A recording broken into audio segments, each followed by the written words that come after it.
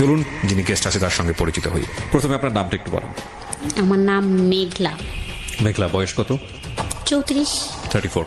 তো মেঘলা, 34 বছর বয়সের যে গল্পটা আপনি আজকে এখানে বলতে যাচ্ছেন, এটা আমাদের সমাজের অনেক নারীরই গল্প, কিন্তু তারা কখনো সাহস করে মুখ ফুটে বলে না। এবং আপনি আজকে সাহস করে এখানে এসেছেন, এবং নিশ্চয়ই কোনো না কোনো মেসেজ আছে যে কারণে আজকে আপনি গল্পটা বলতে চান, যেটা সম্পর্কে আমি এখন পর্যন্ত ক্লিয়ার না। কিন্তু আপনার এই গল্পটার, যেটা আমি দেখলাম, প্রায় এক যুগেরও বেশি সময় ধরে এই ভুল বা অপরাধের সঙ্গে জড়িয়ে থাকা, যাই বলি না কেন আমরা, তাই কি? আচ্ছা, তো আমরা শুরু করি, একবার ব্যাকগ্রাউন্ড থেকে আসি, ছোটবেলা থেকে আসি। ছোটবেলা থেকে মানে আমি যখন ক্লাস 4-এ পড়ি তখন থেকে আমি বুঝি, এর আগে আমার মনে নেই, আমি জানি না আচ্ছা, অবশ্য। ঠিক আছে। বাবা কি করতেন? কিছুই করে না। আচ্ছা। বাবা বেকার, ঘুরে ফিরে খায় দায়, এটাই। আমার দাদার অনেক জমি জমা ছিল, এগুলো বিক্রি করে আর খায়। একদম আমরা দেখছি ছোটবেলায় আমি যে আমার বাবা 34 মাস যাত্রী বলে, গরমের সময় একদম পার নিচের থেকে মাথা পর্যন্ত একটা চাদর টানে ঘুমাতো দুপুরটা। মানে এই জিনিসটা দেখতাম যে একদম ঘুম সুন্দর করে একটা ঘুম দিত, উঠতো, আবার উঠে চলে যাইতো, ওই চার দোকানেই থাকতো। মানে 3-4-এ পড়ি, তখন তো পড়ালেখা করতেছিলাম, তখন ভালোই। তখন আমাদের জমি জমা ছিল অনেক, ফসল টসল থেকেই আমাদের সংসার চলতো। আমাদের কেউ তো আর ছিল না চাকরিজীবী বা কোনো ই ছিল না। আমি এরকম দেখতেছি যে অনেক কষ্ট। আমার দাদির জীবিত ছিল তখন। তো আমি ছোটবেলায় দেখা যাচ্ছে আমি তো এত কষ্টই ছিল আমার মার, যে আমার মাও কাপড়ের অনেক কষ্ট করছে, খাবারের অনেক কষ্ট করছে, আমিও করছি। যে একটা সালোয়ার কামিজ পরছি, একটা দিয়ে অনেক 3 মাস পরা লাগছে। দেখা যাচ্ছে একটা সালোয়ার কামিজ আমার 3 মাস পর্যন্ত পরা লাগছে, তারপর আবার আর একটা সালোয়ার কামিজ আমার জন্য হয়তো বানানো হয়েছে। তা আমার মা অনেক কষ্ট করে আমারে বানাই দিছে। বোন তো আর ছিল না, আমাকেই দিছে। ছোট 2টা ভাই ছিল। এরকম হয়েছে যে খাবারের কষ্টটা বলি, যে একটু যে চাউল না থাকলে আমার মা শাক রান্না করে খাওয়াইছে, পুঁই শাক রান্না করে খাওয়াইছে। আমার মনে আছে হয়তো একবারের কথা, যে আমরা একদিন বিকালবেলা খুব কান্নাকাটি করতেছিলাম, আমার মা কান্নাকাটি করে যে পুঁই শাকটা আছে ওটা তুলে এনে রান্না করে খাওয়াচ্ছিল, যে এটা খাও, পরে ভাত রান্না করে তোমাদের খাইতে দেওয়া হবে। যাই হোক, এরকম 5 পাস করে 6-এ ভর্তি হলাম, 6 পড়লাম, তারপরে 7-এ উঠলাম। এভাবেই তো জীবন অনেক কষ্ট। তো 7-এ ওঠার আগে একটু বলি যে যখন আমি 5-6-এ পড়ি তখন সাবান ও কিনা, আমি সাবান চিনতাম না আসলে, আমি সাবানটা কাকে বলে এটা জানতাম না। 5-6-এ পড়া অবস্থায় জানতেন না? না, আমি তাহলে বাসায় কি মানে প্রসাধনী সামগ্রীতে সাবান ছিল না, এরকম আমি কখনো আমি চিনতামই না সাবান কাকে বলে। ও মাই গড। তো একবার খুব কান্নাকাটি করলাম একটা ঈদের সময়, যে আমাকে একটা সাবান কিনে দেওয়া হোক। আমার দাদি আমাকে আমার চুল ধুয়ে দিত মাটি দিয়ে। ও আচ্ছা, আমার দাদি ছিল জীবিত, তো আমাকে নদীতে নিয়ে যাইতো গোসল করার জন্য। আমাদের ডাঙ্গা এলাকা, পানি খুব কম থাকতো, নদী ছিল পাশে বারাসিয়া, ওখানে নিয়ে যাইতো। আমাকে বলতো যে এই মাটি দিয়ে চুল ধুয়ে দিলে তোমার চুল অনেক সুন্দর হবে। উনি ধুয়ে দিত আমার চুলগুলা মাটি দিয়ে, মানে এতটা কষ্ট। তো একবার আমি 5-এ মনে হয় না 6-এ পড়ি, তো কান্না করতেছিলাম ঈদের আগে যে আমাকে সাবান কিনে দিতে হবে, না হলে আমি ঈদের দিন গোসলই করবো না। তা আমার বাবা আমাকে 5 টাকা দিয়ে একটা কসকো সাবান নিয়ে আসে, ছোট্ট একটা কসকো সাবান এনে দেয়। আমি খুব যত্ন সহকারে সাবানটা ব্যবহার করছিলাম অনেক দিন, 15 দিনের মতো। এভাবেই জীবন কাটতেছিল খুব কষ্টের ভিতর দিয়ে। যখন পরীক্ষা আসবে 7-এর, তখন আমি বাসে আমাকে একটা লোক দেখে এবং জিজ্ঞেস করে যে তোমার নাম কি। আচ্ছা, বাসে দেখে? তখন আমি আমার নামটা বলি আর বাবার নামটা, কিন্তু আমি একটু দুষ্টু ছিলাম, মানে খুব একটু চালু ছিলাম তখন। তো আমার নামটা বললাম, এবং বাবার নাম জিজ্ঞেস করলে আমি একটু মানে থমকে গেলাম, যে বাবার নাম কেন জিজ্ঞেস করে। তো আমি কি বলবো, বাবার নামটা মিথ্যে বলবো নাকি? আবার বললাম যে বাবার নাম মানুষ মিথ্যে বলে নাকি, বাবার নামটা সঠিকই বলতে হয়, নাইলে তো কি, মানে একটু দ্বিধাদ্বন্দ্ব করে 1 মিনিট ভাইবে বললাম যে না, বাবার নাম এটা। কিন্তু আমি নামলাম আমাদের গ্রামের মাঝখানে, যেখানে আমাদের বাড়ি তার থেকে মাঝখানে নেমে গেলাম। তা উনি ওইটা ফলো করছে যে এখানে নামছে মেয়েটা। তো নামার পর উনি পরের দিন ওইখানে এসে নামছে, নাইমে জিজ্ঞেস করছে আমার বাবার নাম ধরে যে অমুকের বাড়ি কোনটা। তা ওইখানের মানুষ বলছে না, এইখানে তো তার বাড়ি না, তার বাড়ি হচ্ছে ওই পাড়া, অন্য একটা পাড়া। তা বলছে তার একটা মেয়ে আছে এই নাম। তা বলছে যে হ্যাঁ ওই পাড়া বাড়ি। তা উনি ওইখান থেকে আবার বাঁচে উঠে আমাদের এই পাশে আসছে। তখন সকাল 9টা বাজে, আমি গোসল করি, স্কুলে যাবো দেখে রেডি হচ্ছি। এখন আমি দেখি ওই লোকটা আমাদের বাড়ি আসে, তা আমি ওই লোকটারে দেখে প্রথমত হাসি দিছি, বুঝতে পারছি যে কিছু একটা রং আছে হয়তো। ওই লোকটা আবার কালকে দেখলাম বাচের ভিতর, আজকে কেন দেখলাম যে আমার বাবার সাথে কথা বলতেছে। তখন আমার বাবা বাসায় ছিল, আচ্ছা, তো আমার বাবার সাথে কথা বলতেছে, তো আমার বিয়ের ব্যাপারে মনে হয় সম্ভবত আমার বিয়ের ব্যাপারেই কথা বললো। তা আমি তখন স্কুলে চলে গেলাম, তো ওনারা কি কথা হয়েছে তা তো আমি জানি না। যাই হোক, স্কুল থেকে আসলাম, শুনলাম যে আমাকে নাকি দেখতে আসবে ছেলে পক্ষ থেকে কালকে। তা বললো যে কালকে তো বৃহস্পতিবার, ওই দিন মনে হয় বুধবার ছিল, তো বৃহস্পতিবারের দরকার নাই, তো স্কুলে থাকবে এটা, মানে আমার কথা বললো, তো স্কুলে থাকবে, তাহলে শুক্রবারে আসুক। আইসে আমাকে দেখলো, দেখার আগে আমার একটা ফুপি ছিল, উনি ওই ফুপিকে দেখে, দেখার পর তো বলে যে আমি এই মেয়েই বিয়ে করব। পরের ঘটনা জানছি যে এই মেয়েটা অনেক সুন্দর, আমি এই মেয়েই বিয়ে করব। যাই হোক, উনাকে দেখে পছন্দ করে সবাই। তারপরে যখন ওই ফুপি আমাকে নিয়ে আসে, মানে আমাকে একটা ড্রেস গোলাপি কালার, আমার মনে আছে, গোলাপি একটা ড্রেস, একটা পন্স পরা ছিল আমার, আমাকে নিয়ে আইসে পরে আমার ভাসুর দেখে বললো না না, ওই মেয়ে অনেক বয়স্ক, ওই মেয়ের দরকার নাই, এইটাই নিব আমরা। যাই হোক, এভাবে দেখে চলে গেল। ওই দিন আবার সকালে আসছে ওরা 8টা-9টা বাজে, তখনই আইসে সারাদিন আমাদের বাড়ি ছিল। তো উনি হচ্ছে যার সাথে আমার বিয়ে হবে, উনি একটু বাইরে ওয়াশরুম না বলতে মানে বাইরে গেছিল, তো বাইরে থেকে হাইটে আসতেছিল। হাইটে আসা দেখে আমার মা সে দেখে বলতেছিল যে ছেলেটা কিন্তু আমার পছন্দ হয় নাই। আচ্ছা, আমার বাবাকে বললো যে দেখো, তুমি যে মেয়েটাকে বিয়ে দিবা নিয়ে বসায় রাখছো সন্ধ্যা পর্যন্ত, দেখে চলে যাইতো তারপর কিছু বলতে, কিন্তু এই যে বসায় রাখলে সন্ধ্যা পর্যন্ত, তো ছেলেটা দেখে কিন্তু আমার ভালো লাগলো না। তো আমি ভিতরে দেখলাম যে আমার আব্বা আর আমার মা ঝগড়াঝাটি করতেছে, মানে একটু কথা কাটাকাটি করতেছে, যে তোমার সব সময় খালি খুদ দরাদরি। বললো যে না, একটু বয়স্ক মনে হয় ছেলেটার হচ্ছে পাটা মনে হয় খোড়া, এটা বললো, একদম ডাইরেক্ট বললো যে পা খোড়া, মানে হাঁটতে পারে না, এরকম মনে হলো। এই জন্যই এত সময় বসেছিল, ওঠে নাই। তো এই ছেলের সাথে মেয়ে দেওয়ার দরকার নাই, বা দিব না, আমার মেয়ে নিয়ে আমি দরকার হলে বাবার বাড়ি চলে যাবো। আচ্ছা, আমার বাবা খুব রাগারাগি করলো, বললো যে এত কথা বলো না, মানে ওদের টাকা পয়সা আছে, অনেক চাকরিজীবী ছেলে টেলে আছে, বিসিএস কেডার অফিসার আছে ফ্যামিলিতে, অনেক ভালো ভালো। এটা দেখে মানুষ তো খালি ছেলে দেখে বিয়ে হয় না, আশেপাশে একটু দেখতে হয়, তাই কথাবার্তা বললো। যাই হোক, ওরা চলে গেল। তো এটা নিয়ে খুব গ্যাঞ্জাম চলতেছিল। তো আমাদের বাড়ির থেকে সবাই দেখতে যাবে আমার হাজবেন্ডদের বাড়ি, তো গেল আমার দাদা টাদা, মানে মুরব্বী যারা, এরা গেল 12-13 জন। একদম ছোট বাচ্চা টাচ্চা কাউকে নিল না আর কি, 15 বছরের নিচে কাউকে নেয়নি, তারও উপরে কাউকে নেয়নি, 20 বছর বয়সেও কাউকে নেওয়া হয়নি, শুধুই একদম মুরব্বী 12-13 জন লোক গেল দেখার জন্য। তারা সবাই সম্মতি দিল যে হ্যাঁ চলে, মানে ওই বংশীয় দিক দিয়ে এবং টাকা পয়সা আমার বাবার থেকে, ওই যে আমার বাবা তো গরিব, বংশীয় দিক দিয়ে টাকা পয়সা এসে শান্তিতে থাকবে মেয়েটাই, এই হিসাবে চলে। সামনে সবে বরাত আসে, সবে বরাতের ভিতরে আমার বিয়ে হয়ে যায়, 15 দিনের ভিতরে আমার বিয়ে হয়ে যায়। আচ্ছা, তো আপনি কি বুঝতে পারছিলেন ওই সময়টাতে বিয়ে মানে কি? আমি আসলে যখন আমার বিয়ে ঠিক হয়ে যায়, একদম দিন পড়ে যায়, দেখা দেখির ভিতর আমি অতটা বুঝতাম না, হাসি খুশি ছিলাম, কোনো কিছুই না। কিন্তু যখন দিন পড়ে যায়, তখন আমার মা ছিল না, রাগারাগি করে আমার নানা বাড়িতে চলে যায়। চলে গেলে যখন বিয়ের দিন আবার একটা শুক্রবারের দিন পড়লো, তা আমি গেলাম আনার জন্য আমার মাকে, যে মা আমাকে তো বিয়ে দিয়ে দিচ্ছে, তাই তুমি কেন আসবা না? তো বললো যে আমার তো এই ছেলে পছন্দ না, তুমি তোমার বাবাকে নিয়ে তোমাদের বিয়ের শাদী, তোমার দাদি আছে জীবিত, যাও তোমরা বিয়ে শাদী করো, পরে আমি আসবো। তা আমি অনেক কান্নাকাটি করলাম যে আসো।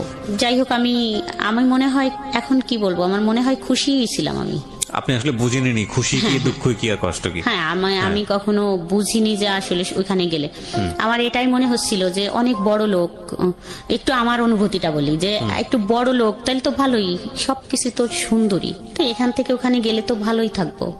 আমি তো আসলে স্বামী স্ত্রী এটা ভাবিনি, আমি মনে করছি এই ফ্যামিলির থেকে ওই ফ্যামিলিতে গেলে, যেহেতু বলতেছে এত সুন্দর ঘর দরজা বাড়ি গাড়ি আছে, সবকিছু আছে, ব্যবসা করে ছেলে, অনেক টাকা আছে, তাহলে তো আমি যা চাইবো তাই পাবো। তো বিয়ের 2 দিন 3 দিন পর বিয়ে হয়ে গেল। যাই হোক, আমাকে আমার বাবার বাড়ি রাখা হলো, নিল না। তো বিয়ের মনে হয় 2-3 দিন পরেই বা পরের দিন, আমার ভালো মনে নেই, অনেক দিন আগের কথা, তো সামনে রমজান একবারে ঈদেই আসলো। আসে পরে আমাকে নিয়ে গেল এখান থেকে। তো আমি খুব খুশি, একটা ভ্যান গাড়ি নিয়ে আসলো, তাতে আসলো হচ্ছে বর হলো আমার ননদের একটা ছেলের 4 বছর বয়স, একটা মেয়ের মনে হয় 7 বছর বয়স, আর একটা দেবর তখন আমার সাথে ক্লাস 7-এ পড়ে, আর একটা ননদ 5-এ পড়ে, আর একটা ননদ হচ্ছে একটু বড়, এরকম 4-5 জন পিচ্চি পাচ্চা এসে একটা ভ্যানে আমাকে নিয়ে গেল। আমি তো কান্নাও করলাম না, খুব খুশিতেই চলে গেলাম। অবশ্য আমাকে এখনো ওরা খেপায় যে একটু কান্নাও করনি কোনোদিন, এত খুশিতে চলে আসে। বুঝলে না কান্না করবেন, বুঝেনি তো নি আসলে কি হচ্ছে। আসলে সত্যি এটাই। আর আমি চলে আসলাম এখানে, আইসে আমি তো খুব খুশিতেই আছি, এখানেও খুশিতেই আছি।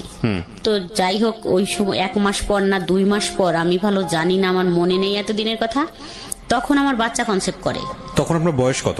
তখন বিয়ের 1 বছর, ক্লাস 7-এ পড়বে একটা বাচ্চার বয়স 12 বছর সর্বোচ্চ। তখন মনে হয় 12 না 13 বছর। তখন আলটিমেটলি আপনি যখন বাচ্চা হলো তখন 14 বছর বয়স, 14 হয়ে গেছে। চিন্তা করেন অবস্থা। হ্যাঁ, তারপর? তবুও আমি তো খুশি, ভালোই বাচ্চা হবে, তো এটা নিয়ে ভালোই শ্বশুর বাড়ি আছি। আমার শাশুড়ি শুধু এক, আমার শ্বশুর নেই। তো আমি শ্বশুর বাড়ি যখন আমার বাচ্চা কনসেপ্ট করে 4 মাস হয়ে যায়, তখন হচ্ছে আমি একদম কন্টিনিউ শ্বশুর বাড়ি থাকা শুরু করলাম। আচ্ছা। এখন আর বাবার বাড়ি যাওয়াটা খুব কমই যাইতাম।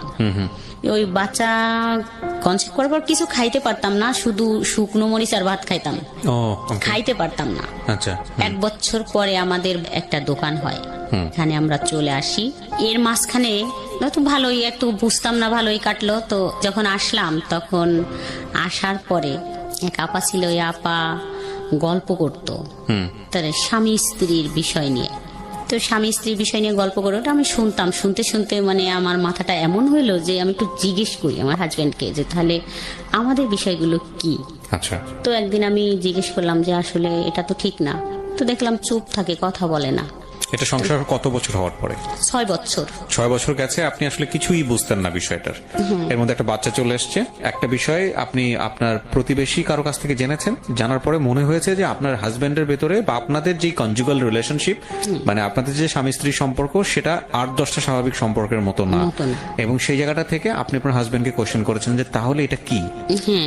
তো মানে এটা যদি আপনার কানে না আসতো পাড়ার প্রতিবেশীর কাছ থেকে, তাহলে আলটিমেটলি আপনি জীবনে হয়তো কোনোদিন বুঝতেও পারতেন না যে এটা একটা সমস্যা, মানে আপনাদের মধ্যে যেটা আছে। আমার কাছে তাই মনে হয় যে আমি তো কখনো বুঝতামই না, মনে হয় যে এটা কোনো সমস্যা হতে পারে। তারপর জিজ্ঞেস করার পরে ওনার রিপ্লাই কি ছিল?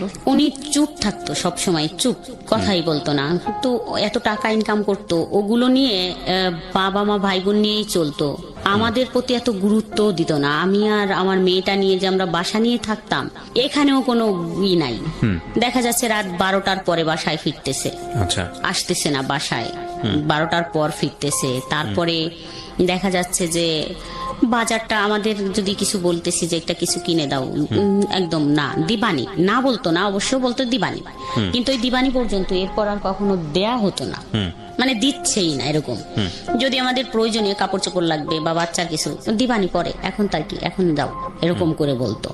যে আমি বাজার আনতে গেছি ওর দোকানে, বলতো যাও পরে আসো, এখন না, এরকম করতো। তাই এই একটা আসলো মাথার ভিতর যে এরকম করে, তো যা চলে যাবো এখান থেকে, থাকবো না।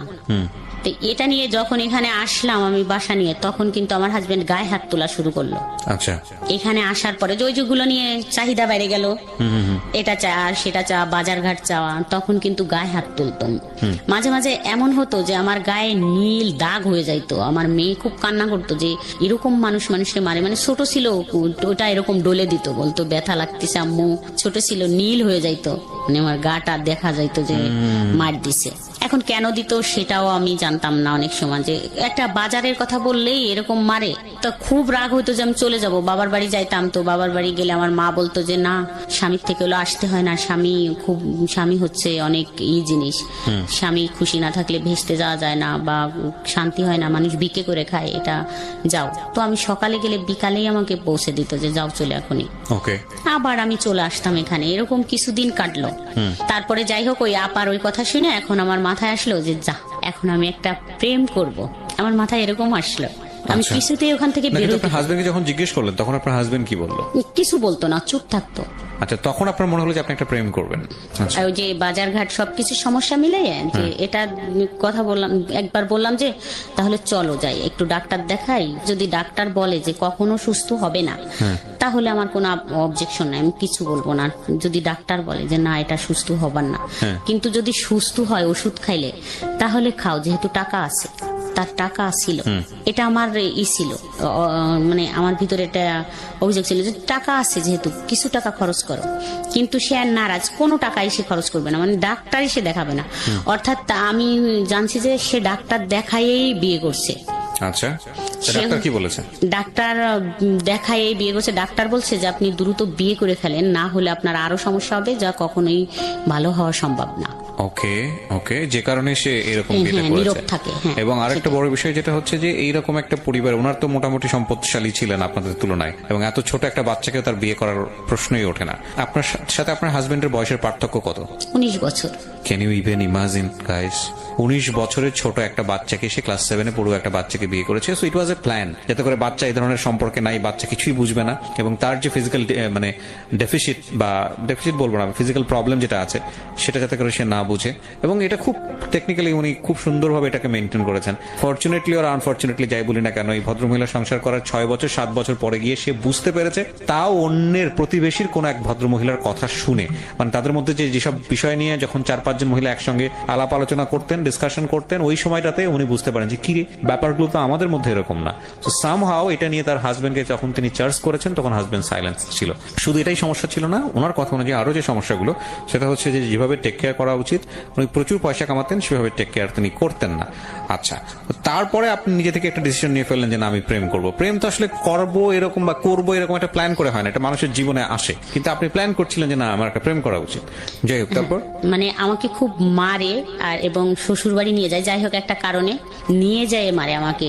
আমরা যেখানে বাসায় ভাড়া থাকি সেখান থেকে আমার শ্বশুর বাড়ি আমাকে নিয়ে যাওয়া হয় ডাইকে, নিয়ে যায়। ওখানে যায় আমাকে আমার ভাসুর বলে যে এই কথাটা কে বলছে তোমাকে, সেটা বলে, একটা কথা ছিল কিন্তু আমি বলতে চাচ্ছিলাম না দেখে ওরা ওই ভাসুর দাঁড়ায় থাকে এবং আমার হাজবেন্ড আমাকে খুব মারে। তো মারলে ওই দিন আমাকে যখন নিয়ে আসে আমাদের বাসার থেকে, সেদিন আমার বাচ্চা দুইটা আমার বাসায় ছিল এবং আমাকে নিয়ে যায়। নিয়ে যাওয়ার পরে আমি পথেই ভাবতেছিলাম যে আমার কপালে আজকে কষ্ট আছে, কিন্তু যদি এরকম কিছু হয় বিনা অপরাধে আমাকে যদি মারে, তাহলে আমি আর এই দুটা নাম থাকবে না। আমার হাজবেন্ড আর আমার নামটা মনে মনে ভাবে বললাম যে এই দুটা নাম পাশাপাশি থাকবে না, এর সাথে এই নাম দুইটা ডিলেট হয়ে যাবে, কিন্তু একটা নাম পাশাপাশি বসবে। তো যাই হোক, ওখানে যে এরকম কিছুই ঘটলো। তারপরে তো আইসে ভাবতে শুরু করলাম যে আমি এমন একটা ছেলের সাথে রিলেশন করব যে সে গুন্ডা হবে, মানে যাতে করে আপনি প্রতিশোধ নিতে পারেন। হ্যাঁ, আমি প্রতিশোধ বলতে আমি যদি বলি যে ওকে মাইরে ফেলো, যাতে মাইরে ফেলে আমাকে নিয়ে যাইতে পারে, মানে সে খুব ক্ষমতাশালী হোক, এরকম ভাবতাম যে আমি যা বলবো সে তাই শুনবে। আমাকে নিয়ে গেলে আমার হাজবেন্ডরা তো অনেক প্রভাবশালী, মানে ক্ষমতার দিক দিয়ে, টাকার দিক দিয়ে না থাকলেও যাতে এইটা সে ট্যাকেল দিতে পারে। আচ্ছা, এখানে একটা বিষয় খেয়াল রাখবেন, আমি সবসময় যে কথাটা বলি আপনাদেরকে, সেটা হলো প্রত্যেকটা অপরাধ কিংবা ভুলের পেছনে একটা নির্দিষ্ট কারণ থাকে, এবং এই কারণ ছাড়া কখনোই ভুল বা অপরাধের জন্ম হয় না। যেমন ধরুন, ভদ্রমহিলা এখন গল্পের যে জায়গাটিতে আছে, সেই জায়গাটি থেকে যদি একটা টার্ন নেয় এরকম ভাবে যে না, একসময় সে এরকম একটা সম্পর্ক করলো এবং তার হাজবেন্ডকে মেরে ফেললো। আমরা গণমাধ্যমে, পত্রপত্রিকায়, মিডিয়াতে যেসব জিনিস আমরা দেখি, যে একটা ঘটনা একেবারে যখন এক্সট্রিম পর্যায়ে চলে যায় তখন সেটা চলে আসে। যেমন ধরেন, কিছুদিন আগে এরকম একটা খবর আপনারা হয়তো সোশ্যাল মিডিয়াতে দেখেছেন যে একজন ভদ্রমহিলাকে অ্যারেস্ট করা হয়েছে, পুলিশ অ্যারেস্ট করেছে, এবং সে অ্যারেস্ট করার সঙ্গে সঙ্গে জবানবন্দি দিয়েছে যে সে তার হাজবেন্ডকে ঠান্ডা মাথায় খুন করেছে, খুন করে ওয়ার্ড্রয়ারে রেখে দিয়েছিল 6 দিন বা 7 দিন। এখন এইটা ডিরেক্টলি যখন একটা পত্রপত্রিকা বা মিডিয়াতে চলে আসে, তখন আপনি শুধু এটুকুই জানেন কি করেছে, মহিলাটা তার হাজবেন্ডকে খুন করেছে, এবং মহিলা দেখা যাচ্ছে কানতে কানতে সেটা সে একটা স্টেটমেন্ট দিচ্ছে কি, যে আমি আমার হাজবেন্ডকে খুন করেছি, খুন করে তাকে একেবারে ড্রয়ারে রেখে আমি অফিসে করেছি। ভদ্রমহিলা গার্মেন্টসে কাজ করে, অফিস করে এসে 2 দিন যাবত সে অফিস করেছে, তারপরে গিয়ে এসে ধরা পড়েছে। তো আপনি তখন মহিলাটাকে কি ভাববেন? নিঃসন্দেহে খারাপ ভাবেন। ইনফ্যাক্ট এটা খারাপ কাজ, ভয়ঙ্করতম খারাপ কাজ, অপরাধ করেছে সে, শাস্তি পাওয়ার যোগ্য। কিন্তু যখন আপনি স্টোরিতে যাবেন, বিহাইন্ড দ্য স্টোরিতে যাবেন, আপনি হয়তো এই যে এইরকম যদি একটা স্টোরি থাকে যে গায়ে হাত তুলেছে, 6-7 বছর ক্লাস 6-7 পড়া অবস্থায় তাকে বিয়ে করেছে, এবং বিয়ে করে তাকে 6-7 বছর ফিজিক্যালি টর্চার করেছে, এবং এক পর্যায়ে গিয়ে যখন সবকিছু সে জানতে পেরেছে, তখন আলটিমেটলি তাকে কিভাবে দমানো যায় সেজন্য পাশবিক নির্যাতন করছে, এবং তারপরে এরকম একটা ঘটনা ঘটে গেছে। সো আমি সবসময় বলি যে রেজাল্ট দেখে কখনোই উত্তেজিত হওয়া উচিত না, বা একটা ডিসিশন নিয়ে ফেলা উচিত না যাতে করে আরেকটা ভুল হওয়ার সম্ভাবনা থাকে। সবসময় বিহাইন্ড দ্য স্টোরিতে যাওয়া উচিত, আমি মনে করি এটা। হ্যাঁ, ডেফিনেটলি আইন নিজের হাতে তুলে নিলে তো সেক্ষেত্রে নিজের শাস্তি পেতেই হবে, এবং সেক্ষেত্রে কেউই রেহাই পায় না। যাই হোক, বলেন তারপর কি হলো? এগুলো ভাবতেছি, মানে ভাবতে তো আর সময় লাগবে, সম্পর্ক হইতেও তো সময় লাগে, এরকম তো খুব প্রতিশোধ নিতে হবে। প্রতিশোধ মানে আমার এখান থেকে বেরোইতে হবে, এটাই ছিল যে আমি তো আমার বাবা মার কাছে যাচ্ছি। আচ্ছা। ওরা তো ওই যে আমার হাজবেন্ডের টাকায় কিন্তু আমার বাবার বাড়ি চলছে। এখানে আর একটু বলি যে আমার যেই 3টা ভাই, এরা তো বড় হয়ে গেল আস্তে আস্তে। তো ওই যে আমার বাবা তো কাজ করে না কিছু, তো আমার হাজবেন্ড আবার আমার মাকে খুব হাত করছে, মানে এখান থেকে কিছু টাকা পয়সা ওখানে দেয়, যেটা একটু সংসার চলে, হয়তো মাসে 2-3 হাজার বা 5 হাজার টাকা দিলেও দিয়ে তাদের একটু চলতেছে। এই জন্য হচ্ছে আমার হাজবেন্ডের সাপোর্ট নিত। আচ্ছা, মানে আপনার সাপোর্ট নিত না? আপনার না না, কখনোই আমার সাপোর্ট তো তারা কখনো নেয়নি বা নেয় না। সব সময় বলে যে ও ভালো মেয়ে না, ও ভালো না, ও ভালো না, এরকম করে বলে। পরে এসে দেখা যাচ্ছে আমার আবার একটা বাচ্চা কনসেপ্ট করলো, তো সেখানে আমার একটা ছেলে হয়। আচ্ছা। তো ছেলে হওয়ার পরে আমার হাজবেন্ড আবার এই সময়, ছেলের যখন 5-7 মাস বয়স, তো তখন আমার হাজবেন্ড আবার পাগল হয়ে যায়, মানে ব্রেন শর্ট হয়ে যায় ওর। আচ্ছা। তো 9 মাস থাকে একটানা এইভাবে পাগল অবস্থায়। তো আমি ছোট বাচ্চা নিয়ে ওনাকে খুব কষ্ট করে সুস্থ করে তুলি, 9 মাস পর্যন্ত লাগে। উনি তখন হচ্ছে পুলিশ দেখলে ভয় পাইতো বা আর্মি দেখলে ভয় পাইতো। এটা যাই হোক, এরকম করে আমি সুস্থ করে আবার দোকানে ফিরাই আনি। ওখানে আমি খুব শক্তভাবে দাঁড়াই। তখন থেকে আমি একটু বাইরে বেরোনো শুরু হয়ে গেল, রাস্তাঘাটে, বাজার টাজারে। আর আমার ছেলেটা দেখার পরে আমার হাজবেন্ড আবার একটু চেঞ্জ হয়ে গেল। আচ্ছা। তখন ছেলে হওয়ার পরে খুব বাজার টাজার আর কষ্ট টষ্ট দিত না, খাওয়া দাওয়ার তখন থেকে যে বাজারটা চাইলেই দিত, ওগুলো খুবই করতো, টেক কেয়ার করা শুরু করলো। তখন আবার একটু হলো, কিন্তু আমার মনের ভিতর ওটাই হয় যে আমি ভালো একটা ছেলে পেলে সম্পর্ক করে এখান থেকে চলে যাব। এটা কিন্তু আমি ভুলিনি, মনে মনে রাইখেই দিছি। তো এইভাবে আরো কিছুদিন চলে যায়, যার পরে আমার হাজবেন্ডও সুস্থ হইলো। আর আমারও আবার একটা টিউমার হয় পেটে, সেটার অপারেশন হয়, আমিও সুস্থ হই। যাই হোক, আমার ছেলে মেয়ে দুইজনই মানে লেখাপড়া, মানে ছেলের বয়স 3 বছর হয়ে যায়, লেখাপড়া করানোর মতো সময় এসে যায়। তো মেয়ে হচ্ছে তখন 3তে পড়ে মনে হয় মেয়েটা। তখন আমাদের এই বাসার পাশে এক বাসায় একটা ছেলে আসে। আচ্ছা। ছেলেটা হাফেজ 30 পাড়ার, আর এসএসসি পরীক্ষা দেবে বোধ হয় তখন। তো আসে ও পড়াতো, আরবি পড়াতো, পাশে আর 2-3টা বাচ্চাকে পড়াতো। তাই ওই ভাবি আমাকে একদিন ডাইকে বললো যে, ভাবি আপনার মেয়েকে পড়াবেন? তো তার ছেলে আরবি পড়ায়, তো কোরআন শরীফটা তাড়াতাড়ি শিখে যাবে, তো পড়ান। বললাম আচ্ছা ঠিক আছে, কখন পড়ায়? বিকালে। বললাম ঠিক আছে, কালকের থেকে পড়বে। তা ও বলে দিল ছেলেটাকে, আর আমার মেয়েটাকেও আমি দিয়ে আসলাম। আচ্ছা। তো মেয়ে পড়তে যায় দেখে ছেলেও বলে যে আমিও যাব, ও পড়তে যায়। একদিন ওই ছেলে নাক ধরে হচ্ছে টান দিছে এরকম। আচ্ছা। ওই ছেলেটা যে পড়ায়, টান দিলে নাকটা মনে হচ্ছে ভেঙে গেছে এরকম। তো আমি পরের দিন দেখে বললাম নাকে কি হয়েছে? তা বললো কি, হুজুর আমার নাক ধরে টান দিছে, তাই এরকম হয়ে গেছে। তা আমি তখন হচ্ছে যাই বলি যে আপনি যে নাকটা ধরে এরকম টান দিলেন, দেখেন তো কি হয়েছে। আমি তো বুঝতে পারিনি, ওর ওরকম ফর্সা মানুষ, সেই জন্য ও নাকটা এরকম লাল হয়ে গেছে। আচ্ছা। এই প্রথমই কথা। তারপরে যাই হোক, ও ওখানে পড়াচ্ছে। ওই ভাবির হাজবেন্ড হচ্ছে চাকরি করে, দুপুরি বাসায় আসে, তো 4-5টা বাচ্চা চিল্লাচিল্লি, ইনার একটু ডিস্টার্ব হয়। তা আমাকে একদিন বললো যে, ভাবি আপনাদের ঘর তো ফাঁকা থাকে, কেউ থাকে না, তা আপনার ঘরে যদি ও পড়ায় তাহলে একটু ভালো হয়। আপনার ভাই তো এসে একটু দুপুরে ঘুমাইতে পারে না, শুইতে পারে না, ওরা বাচ্চারা পড়ে, অত 4-5টা বাচ্চা চিল্লাচিল্লি। আমি বললাম ঠিক আছে, কোরআন শরীফ পড়বে তো পড়াক। তো আমাদের বাসায় নিয়ে আসলাম, যে আমাদের বাসায় বসে বসে পড়াতো। তখন তো ওই ছেলেটা হচ্ছে যেহেতু হাফেজ, তো 18-19 বছর বয়স। আচ্ছা। তো একেবারে ছোট না যে 14-15 বছরে এসএসসি দিচ্ছে, তা না, 18-19 বছরই বয়স তখন। তো আমরা আবার মাঝে মাঝে শ্বশুর বাড়ি যাইতাম, কাছাকাছি যেহেতু শ্বশুর বাড়িতে। ছেলেটা ওই অনেক দূর থেকে আসতো পড়াইতে, আমাদের ঘরে তালা দেয়া দেখে আবার ফিরে যাইতো। তো একদিন বললো যে, আপনি তো থাকেন না বাসায়, তো ফোন নম্বরটা দিয়ে যান অথবা আমারটা নিয়ে যান, যা হইলে বললে আমি আর আসবো না আপনাদের এখানে। আগের থেকে বললেন যে আমরা বাসায় থাকবো না, তাহলে চলে গেলাম, আসলাম না। কিন্তু আমি আইসে এত দূর হাইটে ফিরে যাই তালা দিয়া দেখে, বললাম ঠিকই তো, এরকম তো ভালো হয়, বলে দিলাম যে আইসেন না, আজকে আমরা বাসায় থাকবো না। তখন হচ্ছে ফোন নাম্বারটা নেওয়া হলো। আচ্ছা, তো তখন আমার ছেলের বয়স তো 3 বছর হয়ে গেছে, ছেলে স্কুলে দিব এরকম টাইম। তা একদিন আমাদের ওইখানে খুব বড় সড়ো মেলা হয়, সেই মেলার জন্য আমরা যাচ্ছিলাম, কিন্তু আমি আর যাইতে যাইতে যেটা ফোন দিব মনে ছিল না। আচ্ছা, তো আমি যাইয়ে সন্ধ্যার সময় ফোনটা দেই নাম্বারে যে হুজুর আমরা তো চলে আসছি, মনে নেই আপনাকে বলে আসতি, আমরা তো 2-3 দিন থাকবো। তা বললো আমি তো দুপুরে গেছিলাম, আপনাদের তালা দিয়া দেখছি। বলছি হ্যাঁ আমার মনে ছিল না, আপনাকে একটু বলে আসবো। ওকে। তারপরের দিন 10টার দিকে আবার ফোন দিছে ছেলেটা, বলতেছে যে আপনারা কখন আসবেন। বললাম আজকে তো আসবো না। আবার 4-5 মিনিটের মতো কথা হইলো, আবার বিকালে ফোন দিছে, কেন আসবেন না, চলে আসেন। বললাম না আজকে তো বিকাল হয়ে গেছে, আজকে আসবো না, কালকে আসবো। তো পরের দিন সকালবেলা একদম ঘুম থেকে উঠলেই ফোন দিছে যে এখনই চলে আইসেন কিন্তু। তো আমরা তো সেদিন চলেই আসবো। আসার পর এরকম ফোনে কথা বলাটা আস্তে আস্তে শুরু হলো এই ছেলেটার সঙ্গে? হ্যাঁ।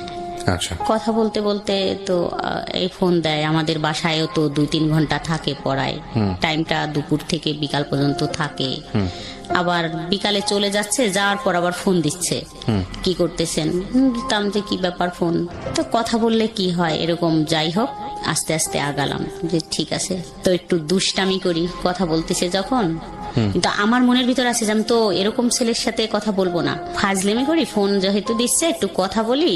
কিন্তু আমি যখন এরকম ছেলে পাবো যে গুন্ডা মস্তান টাইপের, তখন আমি তার সাথে রিলেশন করব, যাই হোক এরকম পলাবো।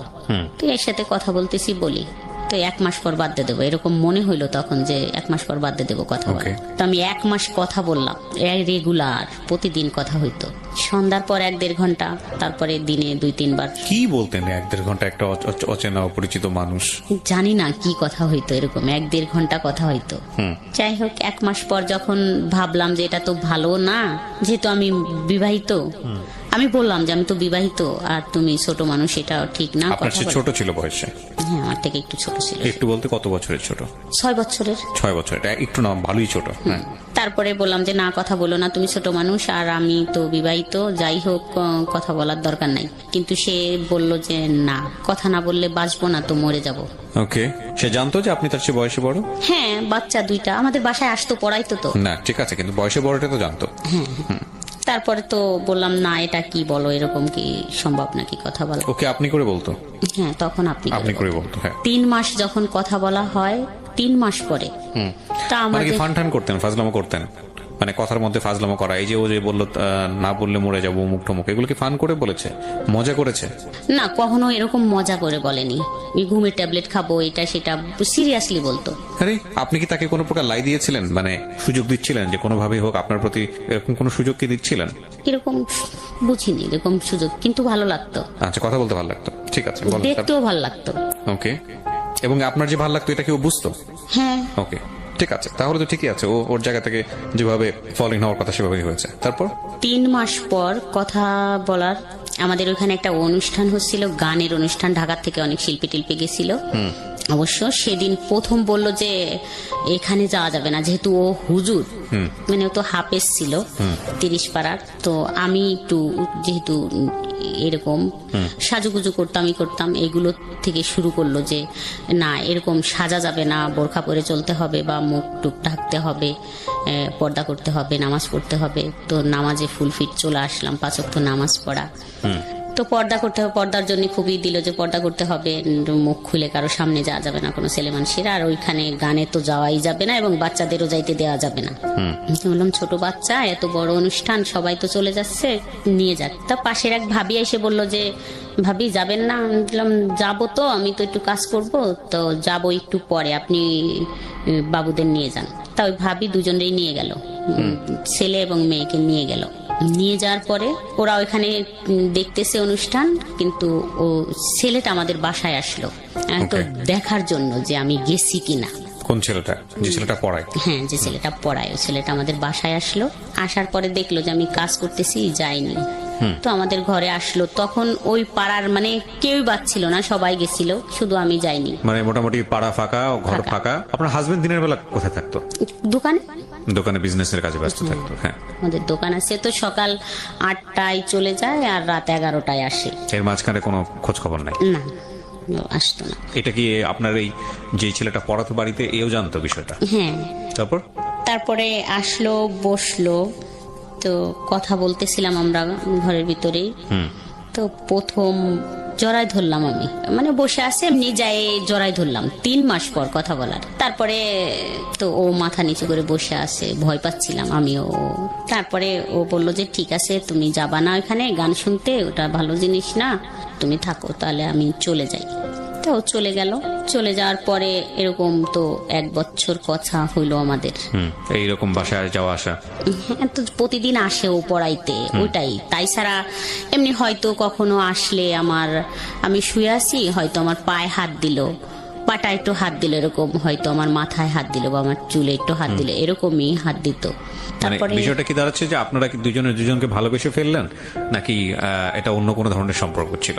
না, দুজনকে ভালোবেসে ফেললাম। মানে এরকম হইলো যে আমি তো কান্না করতাম আর বলতাম যে এরকম এরকম, আমি তো ভাবছি যে আমি এরকম একটা ছেলেকে ভালোবাসবো, আমি তো থাকবো না এখানে। তা ও বলতো যে ঠিক আছে, আমি তোমাকে ওখান থেকে নিয়ে যাব, আর রাখবো না ওখানে, মানে আমার একটু সময় দাও, আমি নিয়ে যাব। এরকমই কথা চলতো। মানে আপনার এই অতীত জীবন সম্পর্কে বা আপনার সংসার জীবন সম্পর্কে আপনি তাকে বলতেন, শেয়ার করতেন? বলতাম। তারপরে তো এরকম 1 বছর কথা হলো, ও ম্যাট্রিক পাশ করলো। এখন ওদের বাসার থেকে তো ওকে বলে যে চাকরি বাকরি করো, তো বসে থাকা যাবে না। তো একবার ঢাকায় আসতো, কান্নাকাটি করতো, আমি থাকতে পারি না, তোমাকে থুয়ে থাকতে পারি না, এরকম বলতো। তারপরে যখন এরকম কিছু হয়, তখন আমি কখনো তো কোনো ছেলের সাথে এইভাবে মিশিনি। আমার ক্লাস 7 থেকে বিয়ে হয়ে যায়, আমি তো আমার হাজবেন্ডের সাথেই থাকতাম একসাথে এখানে বাসায়। তো এরকম কিছুর পরে আমি ভাবলাম যে এরকম আবার পৃথিবীতে কিছু আছে, এত সুন্দর মানুষ হইতে পারে, এত ভালো লাগা থাকতে পারে, বা এত মানুষকে এত ভালোবাসতে পারে, এরকম আরো বেশি কনফিডেন্সের সাথে হয়ে গেলাম যে না, এটাই তো সবকিছু, এরকমই তো সব, এটা কি। তো আমি তখন মনে মনে ভাবলাম যে যাই হোক, ধরেই রাখবো সারা জীবন, কখনোই আর ছাড়ে যাব না। তো অনেক কান্নাকাটি করলাম, কথা বললাম, বললো যে চিন্তা করো না, আমি শুধুই তোমার, অন্য কারো না। আবার কথাবার্তা বলা শুরু, কথা বলতে বলতে এরকম তো মনে করেন 3 বছর হয়ে যায়। 3 বছর পর একটা বিয়ের অনুষ্ঠান থাকে, ও যায় সেখানে। যাওয়ার পরে বলে যে আমি তো একটা বিয়ের অনুষ্ঠানে আসছি, ফোন দিয়ে, তুমি কি এখানে আসবা? তো বললাম ঠিক আছে, আমি রান্না টান্না করি, তারপর রেডি হইলে তুমি নিয়ে যাও। তারপর আমি রান্না শেষ করে আমি তো আমার বাচ্চাদের রাইখে সবকিছু বুঝাই দিয়ে তো বললাম যে ঠিক আছে তোমরা থাকো, আমি যাবো আর আসবো। আমাকে মোটরসাইকেলে নিয়ে যায়। নিয়ে গেলে আমার হাজবেন্ড বাসায় আসে 12টার দিকে, আমি মনে হয় 11টার দিক বেরোই, বা 10:30 11টা এরকম বাজে। তো 12টা বা 12:30টায় আমার হাজবেন্ড বাসায় আসে। তখন আইসে মানে আমাকে দেখে না, ওদের দুজনকে দেখে যে ওরা দুজন বাসায় একা আছে, আমি নেই। তো তখনই ওই ছেলেটাদের, আপনার 2 বাচ্চাকে দেখে।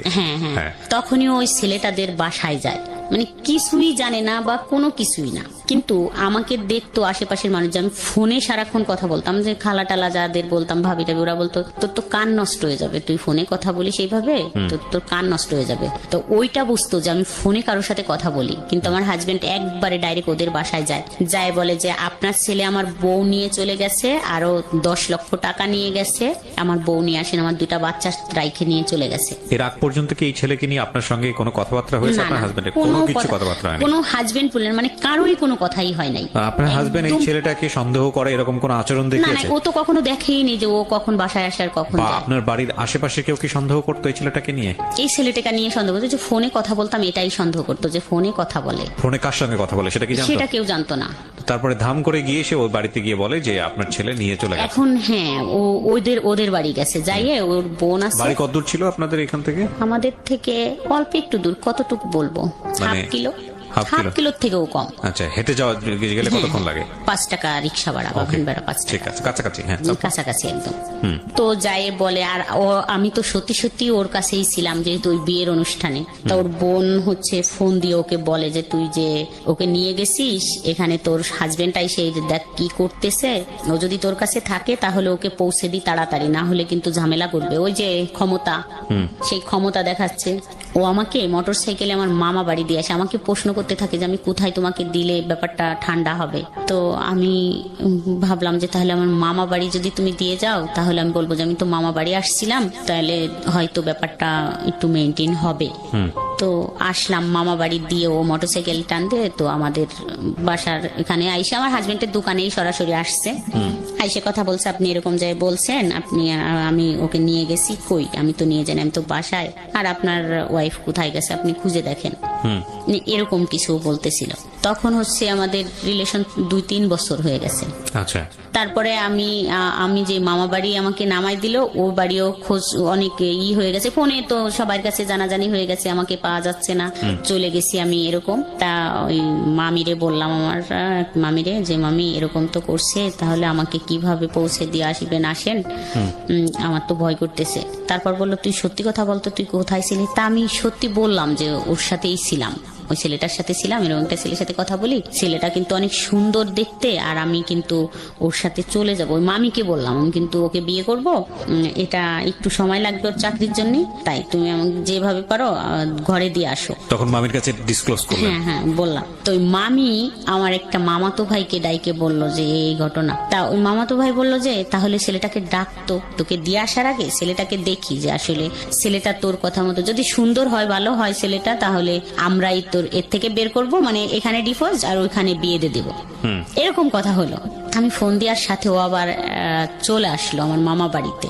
তা আসার পর বলল যে কেন আসবো, তা আমি বললাম যে তোমাকে দেখতে চাচ্ছে, যদি কথাটা যেহেতু এরকম হয়েছে যে চলে গেছে, তাহলে ওরা যদি দেখে তোমাকে ভালো লাগে, তা বলছে তাহলে এখানে এরকম কিছু হবে যে ওখান থেকে ডিভোর্স, আর এখানে তুমি আমার 2-3 মাস অপেক্ষা করার পর তোমার সাথে আমার বিয়ে হবে, ওরা বলতেছে।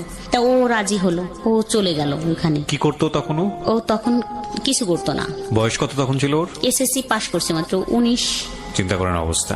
ওকে, তারপরে ও যাওয়ার পরে মানে আমার ছোট ভাই ওই আমার মামার বাড়িতে একটা মোটরসাইকেল নিয়ে গেছে।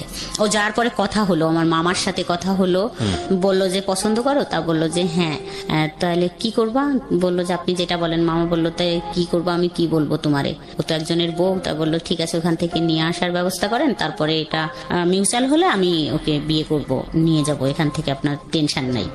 তারপরে ওইভাবে কথা সেটেল হয়ে ওকে বললো যে তাহলে ঠিক আছে আমি ওকে উঠাই দিয়ে আসি বাসে। পাশেই রাস্তা, হাইওয়ে নিয়ে গেছে, কিন্তু আমাকে ফোন দিয়ে বলতেছে এখানে কিছু লোক আমাকে আটকে রাখছে, তুমি একটু আসো। তো আমি ছেলেটা আমাকে ফোন দিয়ে বললো যে আমাকে তো এখানে আটকে রাখছে, তুমি একটু আসো, দেখো আমাকে তো বাসে উঠতে দিচ্ছে না, আমাকে যাইতেই দিচ্ছে না। এখন বলে তোমার হাজবেন্ড কাকে কাকে নিয়ে আসতেছে, এখানে তো ঝামেলা। তো আমি দৌড়ে গেলাম, আমার মামি, ওই মামিটাও গেল সাথে, দুজনে দৌড়াই গেলাম। যাই দেখলাম যে আমার ছোট ভাই, মানে আমার ছোট ভাই আপন ছোট ভাই ওখানে দাঁড়ায় আছে, অনেক লোকজন, মানে বিশৃঙ্খল খুবই, কি হচ্ছে ওকে মারতে যাচ্ছে, তুই একজনের বউকে নিয়ে আসছিস হ্যান ত্যান। তাও বলতেছে না আমি তো নিয়ে আসিনি, আমাকে তো ডাইকে আনা হয়েছে, এরকম বলতেছে। ও যাই হোক, পরে আমি যাই দেখলাম যে খুব চিল্লাচিল্লি হচ্ছে।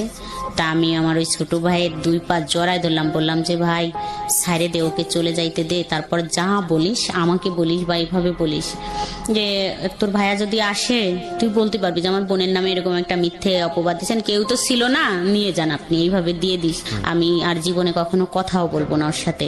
কিন্তু ওরা তা শুনলো না। আমি বললাম যে সাইরে দে, আমি আর কথা বলবো না, যা তোদেরকে তোরা যেভাবে বলিস সেভাবে হবে, কিন্তু ওকে যাইতে দে। দিল না, যেতে দিল না, ওরা আটকেই রাখলো। রাখার পরে তখন আমার ফোনটা কাড়ে নিয়ে গেল, বাড়ির পর নিয়ে আসলো। এখানে আমার একটা প্রশ্ন আছে, সেটা হচ্ছে যে আপনার যে ছেলেটার সঙ্গে সম্পর্ক, ও তো আপনার হাজবেন্ডের দোকানে গিয়ে দেখা করে আসছে অলরেডি, তারপরে যে আবার আমি ফোন দিয়ে আনছি। আচ্ছা, ওই একই দিনে ঘটনাগুলো ঘটে যাচ্ছে? হ্যাঁ। আচ্ছা, তো আপনি ফোন দিয়ে আনার পথে এটা আপনার ভাইয়ের হাতে পড়লো কিভাবে ওই ছেলেটা? জানি না, ওই আমার মামাতো ভাই বললো যে আমি ওকে আগাই দিয়ে আসি, উঠাই দিয়ে আসি, বাচ্চা ও তো চিনবে না। ও এখানে এসে আপনার সঙ্গে দেখাও করেছে? হ্যাঁ, দেখা করে যে কথা হয়েছে, কথা হয়ে তারপরে চলে গেছে, যাওয়ার পরে ধরা পড়ছে? হ্যাঁ, যাওয়ার পরে রাস্তায় যখন, তখন আপনি আপনার মামাতো ভাইয়ের এখানে? হ্যাঁ, মামা বাড়ি। আমাকে তো মামা বাড়ি নামাই দিচ্ছে। তারপর তো বাড়ির পার নিয়ে আসলো, খুব মারামারি, আমাকেও খুব গালাগালি করলো। এটা কে করছে? আপনার ভাই? ভাই, চাচি ছিল সাথে, তারপরে আমার হাজবেন্ডের সাথে আরো লোকজন ছিল, মানে মোটামুটি একবারে আউটব্রাস্ট হয়ে গেল এলাকায়, সব একদম সার্কুলার হয়ে গেল, চিচি করার মতো অবস্থা। বাচ্চা তখন বয়স কত দুইটার? বড়জন 4-এ পড়ে, আর ছোটজন 4-5 পড়ে মনে হয়, ছোটজন তো নার্সারিতে পড়ে। তার মানে ছোটজন কিছুটা হয়তো বুঝবে না, কিন্তু বড়জন মোটামুটি বোঝার বয়স। খুবই দুঃখজনক আসলে। যাই হোক, তারপর আমার বাবার বাড়ি নিয়ে আসা হলো, আমার মামা বাড়ির থেকে নিয়ে এসে ওখানে খুব মারামারি ধরাধরি হইলো। তো খুব হাতে পায়ে ধরলাম যে মারামারির দরকার নাই, ঠিক আছে যা বলবে সেটাই শুনবো, ছেড়ে দাও। তারপরে ওরকম করতে করতে রাত হয়ে গেল। রাত্রে ওখানে আমরা থাকলাম সবাই, ও ছেলেটাও থাকলো, ওকেও ছাড়লো না। পরের দিন আমার হাজবেন্ড আমাকে এবং ওই ছেলেটাকে নিয়ে আসলো বলমারিতে, মানে আমাদের যেখানে আমরা ভাড়া থাকি। আপনার হাজবেন্ড নিয়ে আসলো ছেলেটাকে এবং আপনাকে, দুইজনকে? হ্যাঁ। প্ল্যান কি ছিল? দুজনকে নিয়ে কোথায় কি করবে? কিছুই না, ওকে ছেড়ে দিল, ওর বাসায় নামাই দিল গাড়ির থেকে, আর আমাকে নিয়ে বাসায় চলে আসলো। আচ্ছা, ইন্টারেস্টিং। তো বাসায় আসার পর আমার তো ফোন টোন কাইরে নিয়ে গেছে, তখন মামা বাড়ির থেকে ফোন টোন নেই।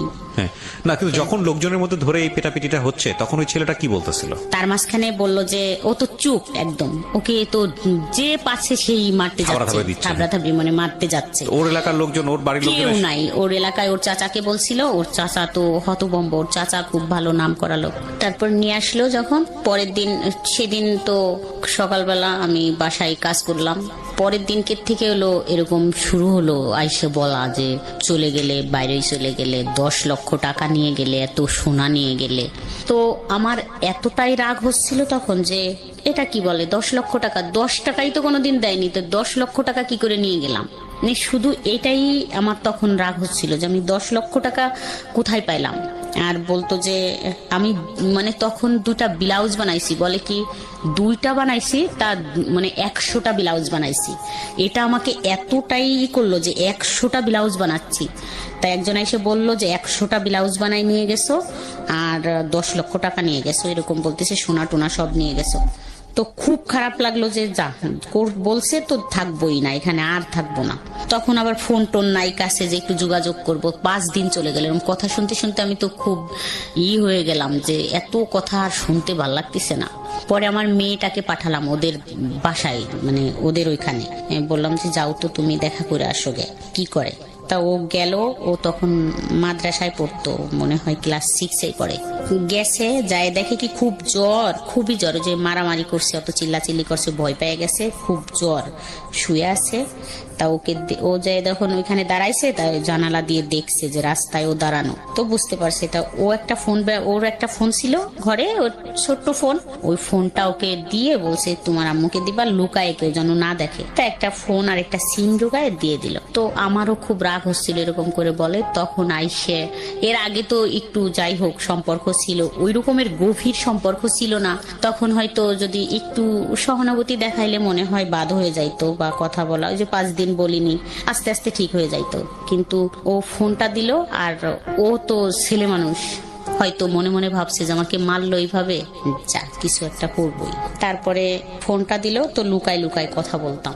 তারপরের থেকে তো সব আরো বেশি হইলো, যা এখান থেকে এখানে আর থাকবো না, ওরকম 10 লক্ষ টাকা নিয়েই পলাবো।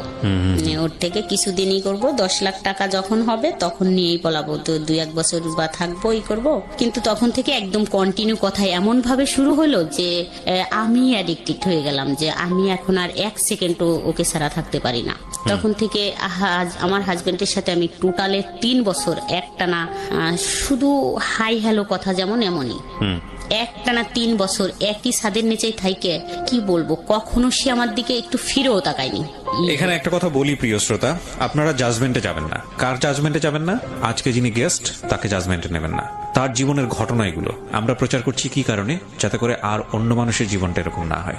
ঘটনাগুলোকে আপনি কিভাবে দেখবেন সেটা আপনার ব্যক্তি স্বাধীনতার বিষয়। একই ঘটনাকে 100 জন মানুষ 100 রকম ভাবে দেখতে পারেন। তবে আমরা উৎসাহ দিচ্ছি আপনাকে ওনাকে জাজমেন্টে না নেওয়ার, কারণ ওনার জীবনে যেটা ঘটেছে সেটার পেছনে যুক্তি ছিল। আপনার জীবনে যাতে না ঘটে সেজন্যই এই ঘটনাকে সামনে নিয়ে আসা, ঠিক আছে? এটা মনে রাখতে হবে যে একটা মেয়ে প্রাপ্তবয়স্ক হয়ে একজন মানুষের সংসারে যাওয়া, প্রাপ্তবয়স্ক শব্দটা এই কারণে বলছি, শুধু বয়স বাড়া না, জ্ঞানের দিক থেকে প্রাপ্তবয়স্ক হওয়া, শরীর বা প্রকৃতিগতভাবে যে প্রাপ্তবয়স্ক ব্যাপার আসে সেগুলো হওয়া, তারপরে একটা মানুষের সংসারে গিয়ে সেটাকে মানিয়ে নেয়। কিন্তু একটা জিনিস দেখেন, ওর ক্লাস 7-এ থাকতে বিয়ে হয়েছে এবং উনি বুঝেই না বিয়ে কি, সেরকম সময় একটা বিয়ে হয়ে গেল। সাবালক হওয়ার বিষয়টাও বিয়ের পরে, এবং তারপরে সংসার জীবনে গিয়ে কিছু জায়গায় ডেফিসিয়েন্সি পেয়েছে, সেগুলো মানুষের কাছ থেকে জানার পরে, তারপর একটা ছেলের সাথে ইনভলভ হওয়া, সেখানে গিয়ে, এগুলো তার বয়ঃসন্ধিকালে ঘটে ঘটনাগুলো ঘটছে। সুতরাং একটা মানুষকে যদি আপনি ওইটা চিন্তা করেন যে একটা ঘরে থেকে সে আরেকজনের সঙ্গে প্রেম করছে বা অন্যান্য বিষয়গুলো করছে, হ্যাঁ অবশ্যই এটা অযৌক্তিক, অন্যায়, কিন্তু এটাও মানতে হবে যে সে যে পারিবারিক ব্যাকগ্রাউন্ড থেকে এসছে বা তার যে বয়স, সেই জায়গাটা থেকে এগুলা তার জায়গাটা থেকে প্রাসঙ্গিক ছিল নাকি অপ্রাসঙ্গিক ছিল।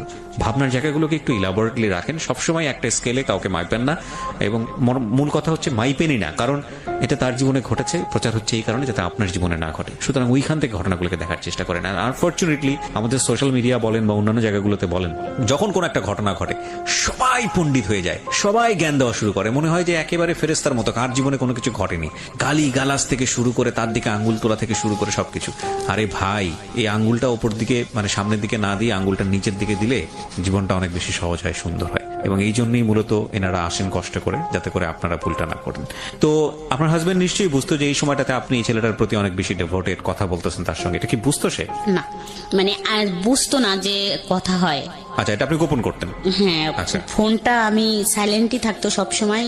আমি মাঝে মাঝে এসে দেখতাম, যখন দেখতাম যে একটা কল আসছে, ও ছাড়া তো আর কেউ দেবে না কল ফোনে, তো যখন দেখতাম যে একটা কল আসছে তখন আশেপাশে দেখতাম যে কেউ আছে কিনা, মানে জায়গা খুঁজে গোপন ভাবে তাকে ফোন করতেন। আচ্ছা, তো আপনি যে সিদ্ধান্ত নিয়ে ফেলেছেন ছেলেটার সঙ্গে আপনি সংসার করবেন, তাহলে তো সময় নিচ্ছিলেন কেন? ওই যে ওর দিক দিয়ে ও তো কিছু করে না। ও কিছু করে না, আর আমার তো দুইটা বাচ্চা, যেহেতু আমি মেয়েটার হাতের দিকে তাকাইয়ে দেখতাম যে এই হাত দিয়ে আমি যদি একে রাইখে যাই তাহলে নিশ্চয়ই কেউ একে কারো কাছে দেবে, কারণ আমার হাজবেন্ড তো দ্বিতীয়বার বিয়ে করবে না, যেহেতু সে তো অসুস্থ, সে তো বিয়ে করবেই না, তো মেয়েটা কারো কাছে দিয়ে দেবে যে কেউ পালুক, ফুপি বা চাচি। তো আমার এটাই ভয় করতো যে ওই হাত দিয়ে পাতিল মাজাবে। এটাই আমি এখন বললাম যে আমার শুধু এটাই মনে হইতো যে পাতিল মাজবে। যাই হোক, তখনকার ছোট বয়স ছিল, কম বয়স ছিল, মানে বুদ্ধি কম ছিল, মনে হইতো ওই হাত দিয়ে থালি বাটি বা পাতিল টাতিল মাজাবে। একটা পাতিল মাজতে দিলে ও ওই হাত দিয়ে পারবে না মাজতে, তো ওকে আমি রাইখে যাইতে পারবো না। যখন ছেলের দিকে তাকাতাম, ছেলে যে এত সুন্দর ছিল বলার মতো না, তাকাইলে মনে হইতো আমি একে রাইখে যাব, যদি পানি টানিতে পড়ে যায় বা কেউ মারে তখন ও কোথায় যাবে, আম্মুকে কাকে ডাক দেবে, মানে আমি একেও থুয়ে যাইতে পারতেছি না। আবার যখন আমি ফোনে কথা বলতাম ওই ছেলেটার সাথে, তখন আমি ওকেও ফেলতে পারতাম না, আমি আসলে ওকে কোথায় রাখবো। ও খুব কানাকাটি করা শুরু করলো যে আমি তোমাকে ছাড়া থাকতেই পারি না, মানে লুকায় কথা বলতে বলতে এরকম করতে করতে আবার অনেক দিন হয়ে গেল। যাই হোক, একটা কর্মচারী আমাদের দেখে ফেলে যে আমি ফোনে কথা বলি। ওকে, কয়েকদিন কর্মচারী বলতে আপনাদেরই কর্মচারী? হ্যাঁ হ্যাঁ, দোকানের কর্মচারী। ও যায় বলে দেয় যে আমি মনে হয় মামি কথা বলতেছে ফোনে, তো আমি তো সত্যি সত্যি ফোনে কথা বলতেছি, ফোনটা আমার ওন্না দিয়ে পেঁচানো, তা ওন্নাটা মনে হচ্ছে যে বালিশের উপর দিয়ে রাইখে তারপর কথা বলতেছি। একদম সেই মুহূর্তে চলে আসে আমার হাজবেন্ড, এসে মানে বুঝতে পারে যে আমার কাছে ফোন আছে, তো অনেক আবার খুব মারামারি ধরাধরি হইলো ওই দিনকে থেকেই। আর ফোনটা তো পাইনি, ফোনটা আমি টয়লেটের ভিতর ফেলে দিছিলাম দৌড়াই যায়, কিন্তু ফোনটা নেয়নি, আমাকে খুব মারলো। মারা টারার পরে তো একদম ওই ফোনটাও নষ্ট হয়ে গেল, যোগাযোগ বন্ধ। তো 10-15 দিনের ভিতর একদম একটু কাছাকাছি চলে আসলাম, হাজবেন্ডের বুঝাই টুঝাইয়ে একটা ফোন কিনে নিলাম আবার। তো তখন ওই ফোনটা পায়ে আবার কথা বলা শুরু করলাম। আচ্ছা, কথা বলার পরে মাসখানিক পরের থেকে হলো যে এটা শুরু হলো, আজ হাজবেন্ডের সাথে কথা বলা একদম, মানে ও বলতো যে একদম কথা বলবা না, আমি নিয়ে যাব অল্প কিছুদিনের ভিতর, আমি কিছু করলেই নিয়ে যাব। আরেকটা কথা বলি যে ও হচ্ছে এমন অনেক বড় ব্যবসায়ী, কিন্তু একটা চকলেটও কোনোদিন হাতে করে আনে না, এরকম কোয়ালিটির। এরকম চললো 3 বছর, তো ওর থেকে কোনো নাই, রেসপন্সও নাই, যে কথা বলে না, আমি সুপাই ঘুমাই বা খাটে যাচ্ছি না এরকম কোনোদিন বলেনি যে এখানে কেন ঘুমোচ্ছ। যাই হোক, 3 বছর পরে হচ্ছে অনেক কান্নাকাটি শুরু হয়ে গেল। ও ভয় পাওয়া শুরু করলো যে আমি যদি তোমাকে নিয়ে চলে যাই তাহলে তো অবস্থা কাহিল হয়ে যাবে, মানে এমন হয়ে যাবে যে তুমি তো বুঝতেছো, ওখান থেকে আমাকে চাপ দেবে, আমাদের বাড়ি অনেকই করবে, একবার হয়ে গেছে, আমি তোমাকে নিয়ে চলে যাইতে পারবো না, তুমি এখান থেকে বেরোয় যাও, তুমি ডিভোর্স নাও, তারপরে আমি তোমাকে ওখান থেকে বিয়ে করে আনতে পারবো, তখন তো তোমার সাথে জড়ানো কেউ থাকবে না, কে বিয়ে করলো কে নিল না নিল এটা জানবেও না, এটা তার খোঁজ খবর করার থাকবে না।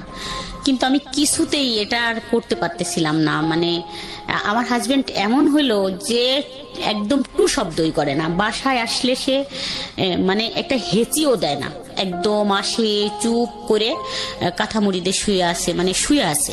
কষ্টটা কি দেখাবো, একটু ঝগড়া হইলে না হয় বাপের বাড়ি মানুষ চলে যাইতে পারে, যে একটু ঝগড়া হয়েছে যাও আমি আর এটাই করবো না, কিন্তু এই ঝগড়াটা ও বুঝে গেল যে কথা হয় কন্টিনিউ ওই ছেলের সাথে। তো একদিন এরকম করে একদিন রাতে আমি কথা বলতেছিলাম 11টার দিক, এইটা আবার 3-4 বছর পরে।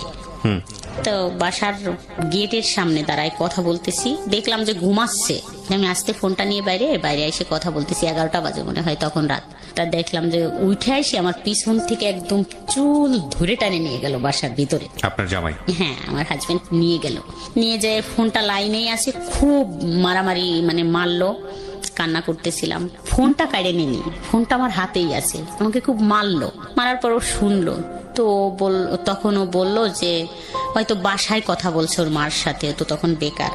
তো মারটার শোনার পরে তো আমাকে পরের দিন সকালে ফোন দিল 10টার দিক, বললো যে তুমি কি বাসায় আসতে পারবে আমাদের। কাকে ফোন দিল? আমাকে ফোন দিল। যে ছেলেটার সঙ্গে আপনি প্রেম করেন সে ফোন দিল? আচ্ছা। তা বললাম যে হ্যাঁ আসতে পারবো না কেন, মানে চলে যাবে আমার হাজবেন্ড, তারপর 10টা-11টার দিক আসবো। তারপর আমি তো 10টা-11টার দিক গেলাম। আচ্ছা, বাই দ্য ওয়ে, আপনি যখন আপনাকে গায়ে হাত তুলতো বা অত্যাচার করতো, ইন দ্য মিন টাইম আপনি কি তাকে কোনো খোঁটা দিতেন যে আজকে আমার এই পরিস্থিতির জন্য তুমি দায়ী, বা এরকম কোনো কিছু বলতেন? না, কখনোই বলতেন না, কিচ্ছু বলতেন না। প্রত্যেকটা মানুষের প্রতিক্রিয়া জানানোর ধরন আসলে ডিফারেন্ট। যাই হোক, তারপরে আমি গেলাম, ওর ভাই বোনের সাথে আমার দেখা হতো, বাজার টাজারে কথা হতো সবার সাথেই, কিন্তু ওর মাকে প্রথম দেখলাম, যায় জড়ায় ধরলাম, মা বলে ডাকলাম। মানে ফ্যামিলি জানতো? হ্যাঁ, ফ্যামিলি জানতো, কিন্তু ওই বোন টোন ভাই দেখতো না, মানে ওর বোনদের সাথে দেখা হতো, ভাগ্নিদের সাথে। ওর মারে দেখলাম প্রথম, দেখে জড়ায় ধরলাম, মা করে ডাকলাম। তারপরে বাসায় বসলাম, তো বললো যে ও তো কোনো কাজ করতে চায় না, তাহলে কি করা যায়। কে বলছে এটা? এটা ওই ছেলেটার মা বললো যে ও তো কোনো কাজ করে না, মানে ওইভাবে ফ্যামিলি ভাবে, মানে ওর বউনাই ছিল, তার মানে ওর ফ্যামিলিকেও কনভিন্স করে ফেলেছে আপনার ব্যাপারে? আচ্ছা। তারপরে আপনার ব্যাপারে জানতো ওর ফ্যামিলি যে আপনার দুটো বাচ্চা আছে, এবং এই অবস্থায় আপনি ওর চেয়ে 6 বছরের বড়, এবং সে অবস্থায় ও আপনাকে বিয়ে শাদী করতে চায়, এটা জানতো ওর ফ্যামিলি? বিয়ে করতে চাই এটা জানতো কিনা জানি না, তবে কথা বলতো, খুব সম্পর্ক। আমার যদি কোনো কথা বলতো তাদেরকে আর ছাড় দিত না, খুব মারতে যাইতো, গালাগালি করতে, বলতো ওর সম্বন্ধে কোনো কথা বলবি না। আচ্ছা, ওকে। তারপরে গেলাম, যার পরে বলল যে কি করবো, ওর বোন বললো কি করবো, ও বললো যে আমি তো ড্রাইভিং শিখি দ্রুত চাকরির জন্য, আমাকে একটু হেল্প করো, তো ড্রাইভিং শিখি। তো আমি বললাম বাহ, তো খুব ভালো কথা, যদি পারে তো ভালো, তাড়াতাড়ি এটা হয়ে যাবে। তারপর আমার তো তখন টাকা পয়সা নেই, আমি তো মাত্রই একটু হাজবেন্ডের সাথে একটু কথা আবার হচ্ছে, একটু যাই আসি দোকান টোকানে, একটু করি। আমার হাতে একটা আংটি ছিল, আমি তখনই খুলে দিয়ে আসলাম, বললাম যে এটা বিক্রি করে শুরু করো, তারপরে পরেরটা দেখা যাবে পরে। তা ওটা 4,000 টাকা বিক্রি করলো, তো 10,000 টাকা লাগবে ওর ড্রাইভিং শিখতে। আমার একটা কানের দুল ছিল সোনার, ওই দুলটা সেই চাচাতো ভাইকে দিয়ে বললাম যে তুই আমাকে 10,000 টাকা দে, এই দুলটা রাইখে দে, আমি যেদিন নিতে পারবো তোরে আরো বেশি কিছু টাকা দিয়ে, ল্যাপটপ দিয়ে তোর টাকাটা দিব, আমার দুলটা আমারে ফেরত দিস। দুলটা হলো 16,000 টাকাতে বানানো ছিল, 10,000 টাকা ও দিয়ে দিল আমাকে, আমি আইনে ওকে দিলাম ওই 10,000 টাকা। তারপরে ড্রাইভিং শিখলো, শিখার পরে ভালোই চলতেছে, ও খুব 15 দিনের ভিতর ড্রাইভিং কমপ্লিট হয়ে গেল। তারপরে চাকরিও করা শুরু করলো, 3,000 টাকা বেতনের চাকরি, আমাদের এলাকায় চাকরি হইলো, খুব খুশি।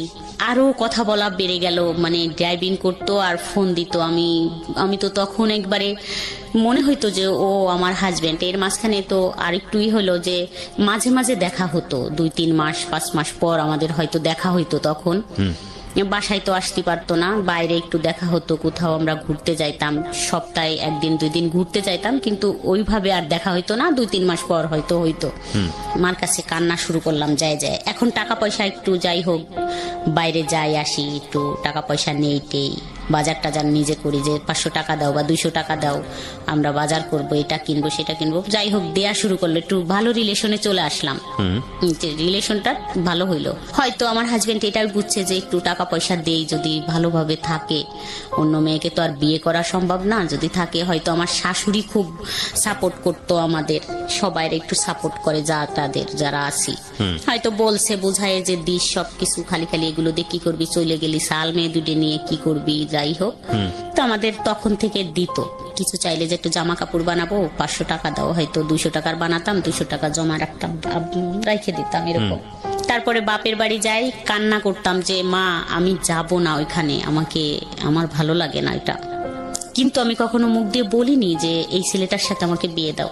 আমার লজ্জা করতো যে আমাকে ওখান থেকে সাইরায় নিয়ে আসো, আমি ওকে বিয়ে করব, এরকম বলতো, আমার লজ্জা করতো। আবার আমি আইসে পাগলামি করতাম, কান্নাকাটি করতাম, মাকে জড়াই ধরে ধরে কান্না করতাম, ডাক ছেড়ে কান্দে। তারপর আমি আবার থাকতামও না বাবার বাড়ি, চলে যেতেন। খাবোটা কি থাকলে, মানে ভাই বোন নিয়ে ওখানে থাকলে কি খাবো, খাওয়ার কথাটা মনে পড়তো। আমি আবার বাচ্চা নিয়ে এখানে থাকবো, আমার মারই তো এত কষ্ট, ভাই বোন নিয়ে সেই তো ভাতের যন্ত্রণায় অস্থির। এরকম করতে করতে তো প্রায় 5 বছর 6 বছর কেটে যায়, কোনোভাবে বেরোইতেই পারলাম না। তা এখন মেয়ে হোক বড় হয়ে গেল, 9-এ পড়ে। তা বললাম যে মেয়েটা রাইখে কোথায় যাব, এরকম শিয়ানা মেয়ে। তারপরে আমি মেয়ের জন্য ছেলে দেখা শুরু করলাম, সবাইকে বলতাম যে ঘটকদের বলতাম যে 10,000 টাকা দেবো যে আমার মেয়েটা বিয়ে দিলে সুন্দর ছেলে দেখে। তো এর মাঝখানে আমার হাজবেন্ড কিন্তু ফুল ফিট ভালো হয়ে গেছে, একদম ভালো হয়ে গেছে। এখন যদি বলি যে 1,000 টাকা লাগবে, 1,000 টাকাই, মানে আচরণগত দিক থেকে ভালো হয়েছে, ওকে, একদম ফুল ভালো হয়ে গেছে। তা উনি পরের দিন বিকেলে একটা ছেলের ছবি নিয়ে আসলো, আর্মির চাকরি করে। দেখলাম, দেখে তো ভালোই লাগলো, বললাম কথা বলেন। তো আমার মেয়েকে দেখলো, দেখে ওরা পছন্দ করলো, ঠিক আছে। তা ওই ছেলের মা আসলো, বললো যে, আমি বললাম যে শোনেন কোনো কথা বলা লাগবে না, আমার তো যে মনের ভিতর রয়েছে যে মেয়ে বিয়ে দিয়ে তো আমি চলে যাব, তো আমার মেয়ের পিছনে যদি 5-7 লাখ টাকা যায়ও আমার তো সমস্যা নেই, আমি তো একবারে দিয়েই যাব, কোনো কথা বলার থাকবে না যে শাশুড়ি এরকম বা আমার বিয়েন এরকম ছিল। তো বললাম যে কোনো কথা বলা লাগবে না, আমরা যথেষ্ট পরিমাণ জিনিসপত্র দিয়ে দেব, কোনো টু শব্দ হবে না, আপনি বলতেও পারবেন না এটা ভালো লাগে নাই। যাই হোক এইভাবে বিয়ে হলো। বিয়ে দিয়ে দিলেন? হ্যাঁ, বিয়ে হয়ে গেল পহেলা বৈশাখ। গুডনেস, ওকে ওকে। দেখেন মানে না বলেন, আপনি বলেন, আমি আসলে আগে থেকে মন্তব্য না করি। হ্যাঁ, বিয়ে দিয়ে দিলাম। ওর তো প্রায় 7,60,000 টাকার মতো খরচ হইলো ওর বিয়েতে, সবকিছু দিয়ে একবারে পুরাই করে দিয়ে বিয়ে হয়ে গেল। এখন বিয়ে হওয়ার পরে আমার বিষয়টা নিয়ে শুরু হয়ে গেল তোলপাড়। কিরকম তোলপাড়? তোলপাড় শুরু হইলো এটাই যে শাশুড়ি কথা বলে কারোর সাথে, মানে ও তো আর্মি, ও হচ্ছে ও খুব ভালো ছেলে, মানে সবাই খুব ভালো, কিন্তু ও একটু বেশি ভালো ভালো ছেলে। মানে ও চাচ্ছে যে আমার শাশুড়ির তো কম বয়স, আইসে আইসে থাকতেছে, দেখতেছে, 1 বছর পর আর কি ও এগুলোই করলো যে কম বয়স শাশুড়ির, কিন্তু কথা বলে ফোনে, এটা আমি জানতে পারছি বাইরের থেকে। তারপরে আমি একটু দেখে রাখি, আমার শাশুড়িকে একটু দেখে রাখি, মানে বয়স কম, একটু দেখে রাখা, মানে একটু শাসন করা, একটু এটা সেটা বলা শুরু করলো। তা আমার ভালো লাগতো না এগুলোই ঠ্যাস ঠুস বলা টলা শোনা টোনা। তা আমি চুপই থাকলাম, তো কোনো কথা বলতাম না। তা আমার মেয়েকেও প্রশ্ন করতো যে কথা বলে এটা মানা করো, এটা কথা বলে মানা করো, কিন্তু কথা বলে কিভাবে মানা করলেই কি এটা হয়? আর তখন তো প্রায় মানে it was an open secret, cause আপনার ফ্যামিলি সবাই এটা জানতো, আপনার মেয়েও এটা জানতো, আপনার ছেলেও এটা জানতো, সবাই জানতো। এবং সবাই এক ধরনের কি মানে আপনার ছেলে মেয়ের রিয়াকশন কি ছিল বলেন তো? ওই যে বাবার দিক থেকে একটু কমই ছিল না, যখন ওরা ছোট ছিল ওদের জন্য তো এরকম, বললাম না, একটা চকলেটও তো কখনো হাতে করে আইনে দিয়ে বলে নাই যে এই চকলেটটা তুমি খাও। তার মানে ওরাও সামহাও বাবার এই ফলটা খুঁজে পেয়েছে। এখানে একটা জিনিস খুবই মারাত্মক ভাবে আমি পয়েন্ট করতে চাই। ব্রোকেন ফ্যামিলির ক্ষেত্রে ম্যাক্সিমাম টাইম আমি দেখেছি ছেলে মেয়েদের ক্ষেত্রে যখন এরকম বাচ্চাদেরকে নিয়ে অনেক সময় মা চলে আসে বা বাবা চলে আসে, দেন আই আস্ক দেম যে আসলে তোমার দিক থেকে পয়েন্টটা কি, তুমি কেন তোমার বাবাকে স্টপ করো নাই, বা তুমি কেন তোমার মাকে থামাও নাই? এবং কমন অ্যান্সারটা এরকম থাকে যে বাবা তো আমার সাথে যেটা করেছে সেটাই তো আমার পছন্দ ছিল না, মা আমার সাথে যেটা করেছে সেটাই তো আমার পছন্দ ছিল না। এবং তারা খুব ন্যাচারালি একটা পক্ষ নিয়ে নেয়, সেটা মায়ের পক্ষ হোক বা বাবার পক্ষ হোক। এক্ষেত্রে আমি জানি না ওনার ক্ষেত্রে কি হয়েছে, তবে লাকিলি আমি বলবো যে ওনার ছেলে মেয়ে ওনার পক্ষে নিয়েছে, বিকজ অফ ওনার কথা যদি সত্যি হয় তাহলে ওনার হাজবেন্ড মানে ছেলে মেয়েদের যে বাবা, তার আচরণ ছেলে মেয়েদের প্রতি যেরকম হওয়া উচিত ছিল সেরকম হয়নি। But it has to B mention in our show, বারবার বলি যে এই শোগুলোর একটা বড় ধরনের দুর্বলতা হচ্ছে দিস ইজ নট ইনভেস্টিগেটেড, এবং এই ধরনের জিনিসগুলো ইনভেস্টিগেট করারও কোনো সুযোগ নাই। আপনি দেখবেন যে ধরনের কেস আজকে এখানে রিভিল হচ্ছে, এটা ইনভেস্টিগেট করার মতো বিষয়ও না, ইনভেস্টিগেট করতে গেলে এটা তুলকালাম হয়ে যাবে। হবে। আর প্রথম কথা হচ্ছে আমরা ইনভেস্টিগেট করতেও চাই না, বা আমাদের এটা একটা দুর্বলতা, আমরা সেটা বলি। তো সেই জায়গাটা থেকে একটা গল্প বিশ্বাস করা, চরম পর্যায়ে বিশ্বাস করার একটা যৌক্তিক ব্যাখ্যা অনেক সময় প্রশ্নবোধক, মানে যদি বলি যে আসলে বিশ্বাস করাটাও একটা প্রশ্নবোধক ব্যাপার হয়ে দাঁড়ায়। কারণ একজন মানুষ যখন নিজের গল্পটা বলেন তখন কিন্তু তিনি নিজেকে সাফাই করেন, খুব স্বাভাবিকভাবেই সাফাই করেন। তো সেই জায়গাটা থেকে তাকে বিশ্বাস করাটা খুব কঠিন। আমরা এই জন্য বলিও যে আমাদের এই গল্পটা যে হুবহু আপনাকে বিশ্বাস করতে হবে, বিষয়টা এরকম না। তবে মোরাল অফ দ্য স্টোরি আছে, যে কারণে আপনি শুনতে পারেন, যেটা হয়তো আপনার ব্যক্তি জীবনে কাজে লাগবে। জি বলেন। তারপর তো আপনার ছেলে মেয়ে কখনোই আপনাকে বারণ করেনি বা কখনোই আপনাকে প্রশ্ন করেনি যে মা এই কাজটা ঠিক হচ্ছে না বা এটা করো না? না, কখনো এরকম ওরা বলেনি।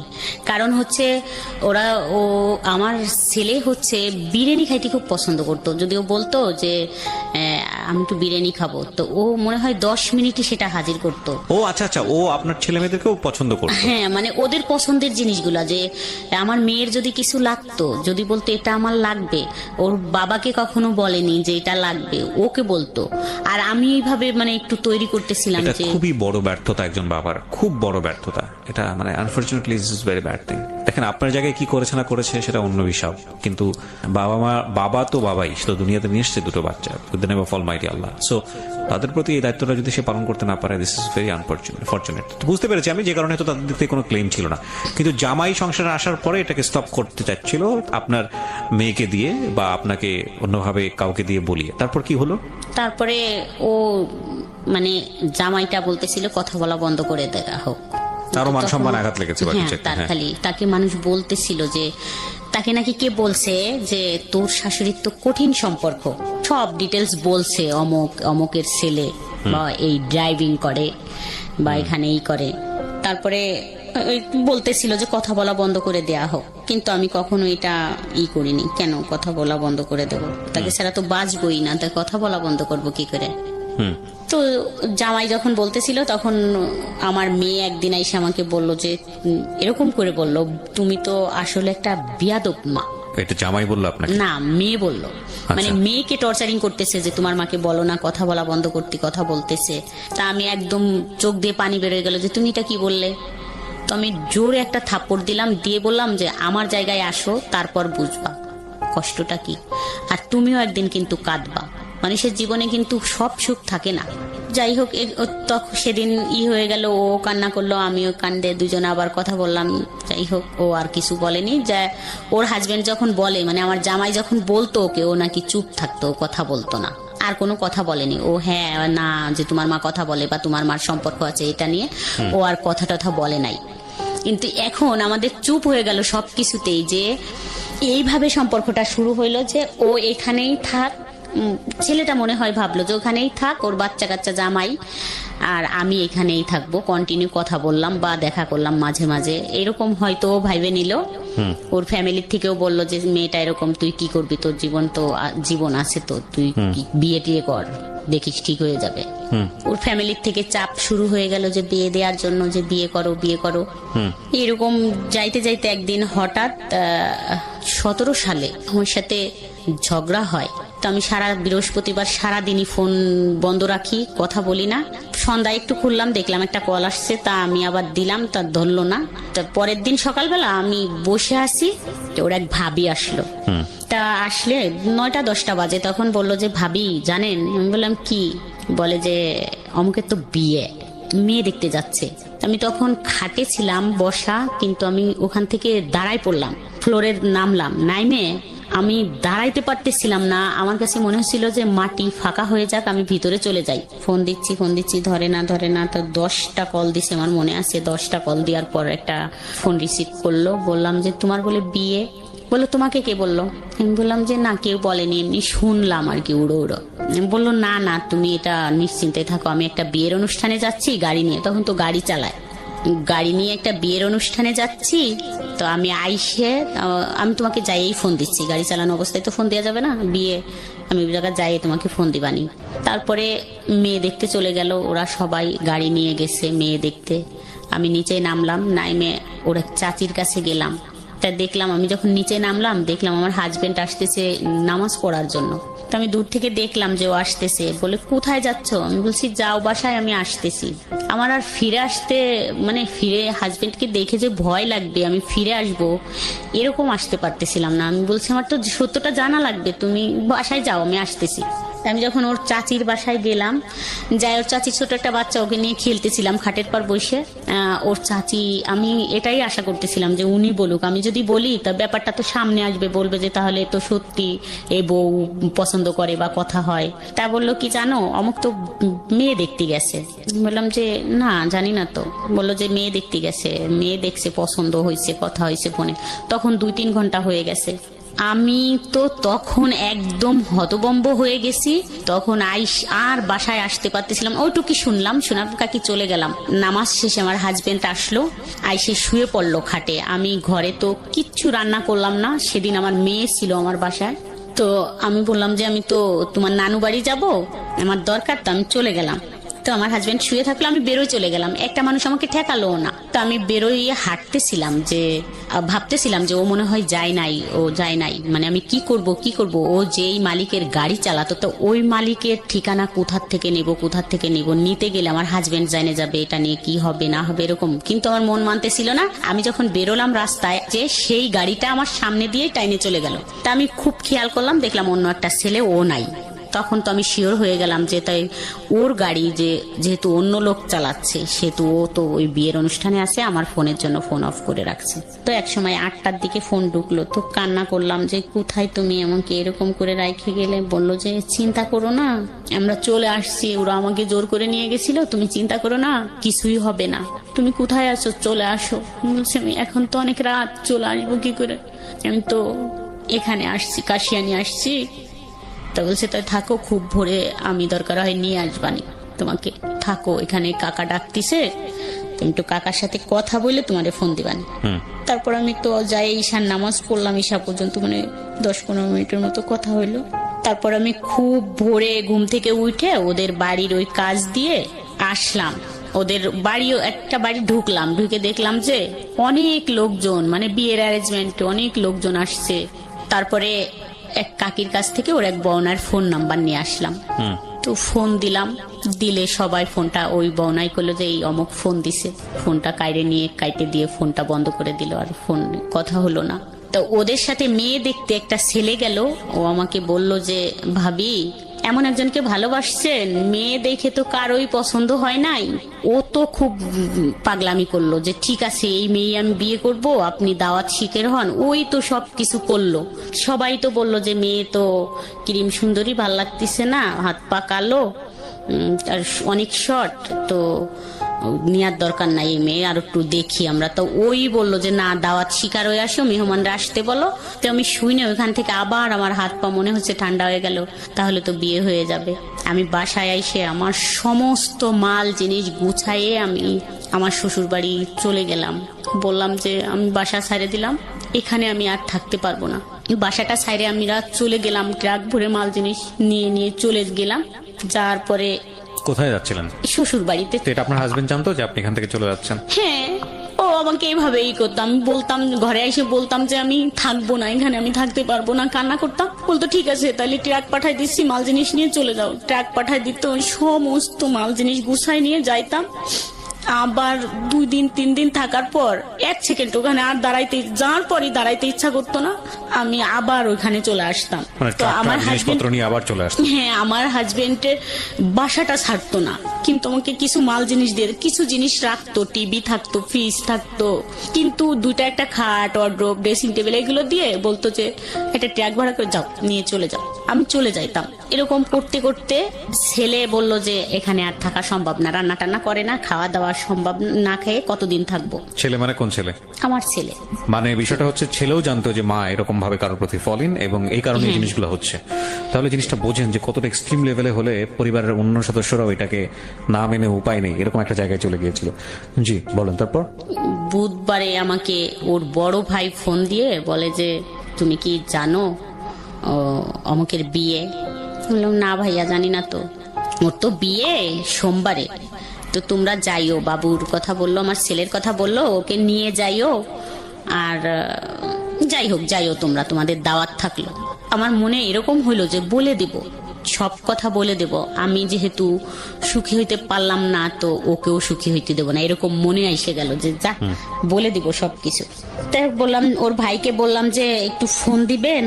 ওর ভাই বললাম তো কেবলমাত্র আসছি, তো কালকে হচ্ছে ওর গায়ে হলুদ, আর ওদের বাড়িও গায়ে হলুদ, তা কি কথা বলবেন? আমি যে যাই দিন ফোন। তো যাই হোক, বাবুকে রাইখে আমি যখন সন্ধ্যায় ব্যাকে আসতেছিলাম, তখন বাবুর ফোনটা আমাকে দিয়ে দেয়, মানে আমার ছেলে যেই ফোনটা ব্যবহার করে ওই ফোনটা আমাকে দিয়ে দেয়। ও ছোট একটা বাটন ফোন ওকে রাইখে ওকে দেওয়া হয়। তা ও ফেসবুক চালাতো ওই তখন থেকে। তা আমি ওই ফেসবুক দেখতে দেখতে আসতেছিলাম, আমাকে বুঝাই দিল যে আম্মু এইভাবে এইভাবে দেখো। তো দেখতে দেখতে আসতে আসতে তখন আমি একটা লেখা পড়লাম যে অধিকার কেউ কাউকে দেয় না, আদায় করে নিতে হয়। কোথায় বললেন? বাসের মধ্যে? হ্যাঁ, বাসের ভিতর এই লেখাটা আমি পড়লাম যে অধিকার কাউকে দেয় না কেউ, কিন্তু আদায় করে নিতে হয়। তখন আমার একটা হলো যে তাহলে আমার অধিকার আমি আদায় করেই নিব।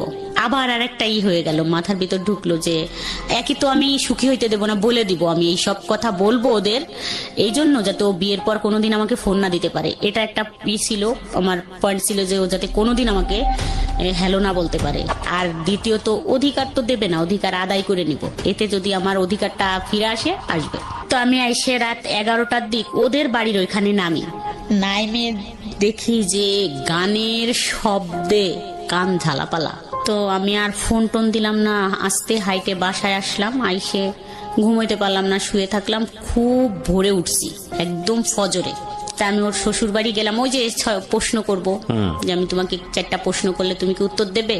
তো যাই বললাম, ওরা মনে করলো যে আমি মনে হয় ওর কলিগ, এই জন্যই দেখতে আসছি। তো যার সাথে বিয়ে সেই মেয়েটাকে ডাকলো, দেখলাম। মেয়ের মাকে বললাম যে আন্টি আমি একটু কথা বলবো, আপনি কি শুনবেন? তা বললো আচ্ছা ঠিক আছে। উনি আমাকে পাশে ডাইকে নিয়ে গেল, নিয়ে আমি ফোন দিলাম। ফোন দিয়ে বললাম আমার ফোনে তো টাকা নাই, ব্যাগ দাও। সাথে সাথে ব্যাগ দিল। ওই মেয়ের খালা আর মা আমার সাথে থাকলো। ব্যাগ দেওয়ার সাথে তো ওই মেয়ের খালা ঢাকা থাকে, খুব চালু। বললো যে বাহ, ভালো ব্যাপার তো, ব্যাগ করতে বলার সাথে ব্যাগ দিয়ে দিল, তাইলে তো কিছু একটা আছে রং। তা বললো যে দেখছিস আপা, ব্যাগ করার বললো যে ব্যাগ দাও, টাকা নাই, সাথে সাথে ব্যাগ দিল, তাইলে তো ওই ছেলের কিছু, মানে আমি কিছুই বলছিলাম না তখন। ওরা বলে যে যাই হোক বিয়ে ভাঙতে গেছে, কিন্তু আসলে আমি বিয়ে ভাঙতে গেছিলাম না। তা আমি ফোনটা হ্যালো বলার সাথেই ওর শাশুড়ি আরেকটা ছেলেকে ডাইকে নিয়ে আসলো। এই ঘুমের থেকে ডাইকে উঠালো, এই আই তো দেখ তো এখানে এটা কি হয়েছে। তা ওই হ্যালো বললো, ব্যাগ দেওয়ার পরে হ্যালো বলার সাথেই ওরা চিল্লাচিল্লি করলে আমি ফোনটা কেটে দিলাম। কাটার সাথেই মানে ফোনটা আমার কাইরে নিয়ে গেল ওই মেয়েটা, ওর খালা শাশুড়ি। আচ্ছা, ফোনটা কাইরে নিয়ে গেলে ওখানে অনেক মেসেজ ছিল ওর দেওয়া, ওই মার্চেই, ওর বিয়ে মার্চেরই মেসেজগুলো ছিল। ওই মেসেজগুলো দেখলো, অনেকগুলো ছবি ছিল, যাই হোক আমার ছবি ছিল, ওর একসাথে ছবি ছিল, এগুলো দেখলো, কল রেকর্ড দেখলো, সবকিছু। কালকে কথা হয়েছে, আজকে কথা হয়েছে, যে কয়বার কথা হয়েছে, যাই হোক সবকিছু দেখে ফোনটা আর দিল না। আর আমাকে বলা হইলো যে তুমি কোথা থেকে আসছো। আমি তো হতভম্ব, একদম চুপ। আমি তখন তো বুঝতেই পারিনি যে ব্যাপারটা কি হইতেছে বা হবে। একদম চুপ করে দাঁড়ায় আছি। তা অনেক সময় দাঁড়ায় আছি, তা একজন বলল যে এই একটা চেয়ার দিয়ে বসুক, বললো না দাঁড়ায় থাক। তা ওরা হইচই করলো, ওই গ্রামের মাতুব্বর, মেম্বার, চেয়ারম্যান, যত মানুষ ছিল সবাই আসলো। আর এই ছেলেটার বাড়ির থেকে গাড়ি ভইরে সব লোক গেল, মুরব্বীরা। আমার হাজবেন্ড গেল। যাওয়ার পরে কথাবার্তা হইলো। আমার হাজবেন্ড বললো যে না, ওর কাছে ও তো অনেক টাকা পয়সা নিছে আমার ওয়াইফের কাছ থেকে, এই জন্যই মনে হয় টাকার জন্য আসছে, যে টাকাটা বিয়ে করলে তো টাকার পয়সা দেবে না, কথা বলতে পারবে না, এই জন্য টাকাটা মনে হয় যে টাকাটা ফেরত দিক, এটাই বলার জন্যই আসছে। আমার হাজবেন্ড ওখানে এটা বললো। মানুষ যে কি বলছিল সেই কথাগুলো যদি মানে এরকম বলতেছিল। ওই মেম্বার আসলো, আইসে আমি বসে আছি, মানে তার প্রথম কথা এরকম হলো যে মোনা তোমার দেখতে তো ভালোই লাগে, তুমি ভালো ফ্যামিলিরও বউ। তা বিয়ের আগে ছেলেরা একটু টাইম পাস করে, এরকম বিয়ে করে না। যদি তোমাকে বিয়ে করতো তাহলে এই মেয়ের সাথে বিয়েতে রাজি হইতো না। তুমি এখানে কেন আসছো? আমি সত্যি আমি বুঝি নাই যে আমি আসলে কিসের জন্য ওখানে চলে গেছিলাম। এখন আমার মনে পড়ে যে আমি কেন গেলাম ওইখানে, আর কি জন্য। আজ তো না গেলে খুব ভালো জীবন কাটাইতে পারতাম এরকম, কিন্তু আমি জানি না আবার কেন গেছিলাম, কি ছিল আমি জানি না। জীবনে যত গালাগালি আর যত কথা শুনছি, তার থেকে আমার কাছে মনে হচ্ছিল যে কিসে এসে পড়লাম আর কি করলাম। দেখেন, তারা যেসব আচরণ করেছে এটা তাদের জায়গা থেকে যুক্তিপূর্ণই ভাবে যে এত বড় বড় দুটো সন্তান আছে, সে একটা জায়গায় সংসার করছে, এরকম একটা ছেলের সঙ্গে সম্পর্ক করে যে ছেলের বিয়ে হওয়ার কথা সেই ছেলের বাড়িতে গিয়ে উপস্থিত হয়েছে এই মহিলা। আপনার ব্যাকগ্রাউন্ড তো তারা জানে না। আজকের এই গল্পে যেভাবে আপনি আজকে বলেছেন, তবুও 2 ঘন্টার সময় এনাফ না একটা মানুষের পুরো গল্প আনার জন্য। এই ব্যাকগ্রাউন্ড তো তারা জানে না, তারা শুধু রেজাল্টটা দেখছে, যেটার কথা আমি একটু আগেই বলেছি। পত্রপত্রিকায় বিভিন্ন জায়গাতে আমরা এরকম ঘটনা দেখি, তো তারা তো সেটা জানে না। সুতরাং 1000 জন মানুষের সাইকোলজিকে তো আপনি জাস্টিফাই করতে পারবেন না। হ্যাঁ, আপনার জন্য কষ্টকর, কারণ তারা অতীত জানে না, কিভাবে হয়েছে সেটা জানে না, কেন হয়েছে সেটা জানে না। তারপরও সামাজিকতার জায়গাটা থেকে এগুলো অন্যায়, চরমতম অন্যায়। কিন্তু এখানে যদি আপনাকে দোষ দেওয়ার জায়গাটা থাকে, সেটা একটা জায়গাতে আছে, সেটা নয় আমি একটু পরে কথা বলতে চাই। কারণ এই সম্পর্কটা তো 10 বছরের, ততদিনে আপনার একটা ম্যাচুরিটি এসছে। কিন্তু আপনি এতটাই বেশি ছেলেটার প্রতি ফলিন হয়েছেন, এতটাই বেশি প্রেমে মজে গেছেন, বা এতটাই বেশি ও আপনাকে ভালোবেসে ফেলেছে যে এখানে আসলে আর কোনো যুক্তি খাটতেছে না। মানে মেয়ে বড় হয়ে গেছে, মেয়ের জামাই হয়েছে, মেয়ের বিয়ে শাদী হয়ে গেছে, ছেলে এত বড় হয়ে গেছে। আজকে আপনি ছেলেকে সাথে করে নিয়ে এসছেন স্টুডিওতে, স্টুডিওর বাইরে আপনার ছেলে অপেক্ষা করছে। এত বড় হয়ে গেছে, লোকজন জানাজানি হয়ে গেছে, এখন আর এসব চলে না। এখন নিজের জায়গাটা তৈরি করে নেওয়া উচিত, আলাদা হয়ে বের হয়ে যাওয়া উচিত। সেই জন্য যথেষ্ট সময় পেয়েছেন, কিন্তু সেটা সম্ভব হয়নি because of you love him deadly. এবং একটা কথা আছে যে যুদ্ধক্ষেত্র এবং ভালোবাসার ক্ষেত্র, এই দুটো ক্ষেত্রে নাকি সবকিছুই সম্ভব। এখানে কোনো হানা বলে কোনো কিছু নেই। Everything is possible in love and war. যাই হোক, আমি বারবারই বলি যে ভদ্রমহিলার দিকে বা উনি যা বলতে এসছেন সেদিকে আঙুল তোলা আমাদের উদ্দেশ্য নয়। ওনার জীবনে যেটা ঘটেছে সেখান থেকে শিক্ষা নেওয়াটাই হচ্ছে আমাদের অনুষ্ঠানের মূল উদ্দেশ্য। জি, তারপরে কি হলো বলেন তো ওই বাড়িতে? তারপরে ওরা ওদের রান্না বান্না কমপ্লিট করলো, সবাই বললো, ওই মেম্বার বললো যে ঠিক আছে তোমরা সব করো, এখানে বিয়ে ভাঙা টাঙা লাগবে না, ওই মেয়েটা চলে যাচ্ছে, ওকে চলে যাইতে দাও, ওর হাজবেন্ড আসছে, ওর হাজবেন্ড খুব ভালো মানুষ, দিয়ে দাও, যাই করছে ভুল করছে না। কিন্তু এখানে তো একটা প্রশ্ন এসে যায় যে যেখানে ওনারা সেলফোন পেলো, আপনার এরকম একটা অবস্থা দেখতেছে, ছেলেও আপনার প্রতি ডেভোটেড, এটা ওরাও বুঝতে পারছিল, তারপরে ওরা বিয়ে দিতে চাচ্ছিল কেন মেয়েটাকে ওই ছেলেটার সঙ্গে? ওদের সম্পূর্ণ কাজ কমপ্লিট হয়ে গেছে, বিয়ের ডেট পড়ে গেছে, দাওয়াত হয়েছে, মেহমান অতিথি এসে গেছে, টাকা পয়সা। দেখেন, আমাদের সামাজিক দৃষ্টিভঙ্গির এই জায়গাগুলোর পরিবর্তন খুব জরুরি, খুব জরুরি। পরিবর্তন যে হচ্ছে না তা না, তবে পরিবর্তনগুলো খুব জরুরি। এটা অস্বীকার করার কোনো উপায় নাই যে একটা মেয়ের বিয়ের অনুষ্ঠান সবকিছু প্ল্যান হওয়ার পরে যখন বিয়েটা ভেঙে যায়, তখন পরবর্তীতে ওই মেয়েটার সামাজিকভাবে বিয়ে হওয়াটা কতটা কঠিন আমাদের সমাজে। তাহলে চিন্তা করে দেখুন যে এত কিছু জানার পরেও কেন মানুষ বাধ্য হচ্ছে এই ছেলেটার সঙ্গে এই মেয়েটাকে মানে বিয়ে দেওয়ার জন্য। মানে আমাদের সমাজ ব্যবস্থা এই জায়গাটায় কতটা কঠিন। আমরা সামাজিক সচেতনতার জন্য এত কিছু করি, আমরা এত কিছু করি, এত এত বিষয়গুলো নিয়ে আসি, কিন্তু এই বিষয়গুলো আমরা কেন আনি না? এই বিষয়গুলো নিয়ে মানুষকে আমরা কেন বেশি বেশি কথা বলার সুযোগ দিই না? আমাদের এই সামাজিক চিরায়ত এই যে প্রতিবন্ধকতাগুলো একটা মেয়ের জন্য বা একটা মানুষের জন্য, এগুলো নিয়ে আমরা কেন কথা বলি না? এগুলো নিয়ে আমরা কেন ওপেন টক করি না, যাতে করে এই জায়গাগুলোর পরিবর্তন হয়? খুবই জরুরি। তো কি হলো এরপরে? ওই ছেলেটার কি হলো, আপনি যাকে লাভ করতেন? তারপরে ও ওখান থেকে ওদের তো সবাই মেম্বার বলে দিল, পরে আমার হাজবেন্ড আমাকে নিয়ে আসলো, আইনে আমার শ্বশুর বাড়িতে আমাকে রাইখে দিল, মানে বাসায় আর আনলো না। আর আমার ছেলে তো তখন ঢাকায় দিয়েই আসছে, যে শনিবারের দিন আর রবিবারের দিন এই ঘটনা। তো ও আমাকে ওই বাড়ি রাইখে আসলো, একটা টু শব্দও করে নাই, ও আমাকে মারেও নাই, গালাগালিও করে নাই, কিছুই বলে নাই, এমনকি বলে নাই তুমি কাজটা ভালো করো নাই, এরকমও বলে নাই। শুধু বলছে যে আমার সম্মানটা নষ্ট করে দিলে। ওই দিন থাকলাম না, মানে 2 ঘন্টার মতো ছিলাম। তারপরে আমি ওখান থেকে আবার চলে আসলাম, মানে আমার বাসায়। মানে আমি ওখানে দাঁড়াইতে পারতেছিলাম না। আমি বললাম যে এখানে থাকলে আমি মরে যাবানি, তারপর দেখে নেন, আমি কিন্তু এই ঘরে দিলে আমি গলায় দড়ি দিয়ে মরে যাব, কিন্তু আমাকে যাইতে দেয়। তাই বললো ঠিক আছে, তাই তুই চলে যা। তুই কি এবার ফাজলামি করবি? আমি বলছি না, কোনো ফাজলামি করবো না, আমি জাস্ট বাসায় চলে যাব। তারপর আমি সন্ধ্যায় বাসায় চলে আসলাম। তার মানে বিষয়টা কি? মানে ফ্যামিলি থেকে শুরু করে এমন কেউ জানে না, এমন কেউ ইনভলভ ছিল না আপনাদের মধ্যে, আর আপনার হাজবেন্ড কোনো কিছু করতে পারছে না। আমার কাছে কেন জানি মনে হয় যে শাসন করা বা কোনো কিছু নিয়ন্ত্রণ করার একটা সীমা থাকে। সীমার অতিরিক্ত যখন কোনো কিছু হয়ে যায়, তখন আর একটা মানুষের কিছু করার থাকে না। আইদার আপনাকে সেটা মেনে নিতে হবে অথবা জীবন থেকে সেটা ডিলিট করতে হবে।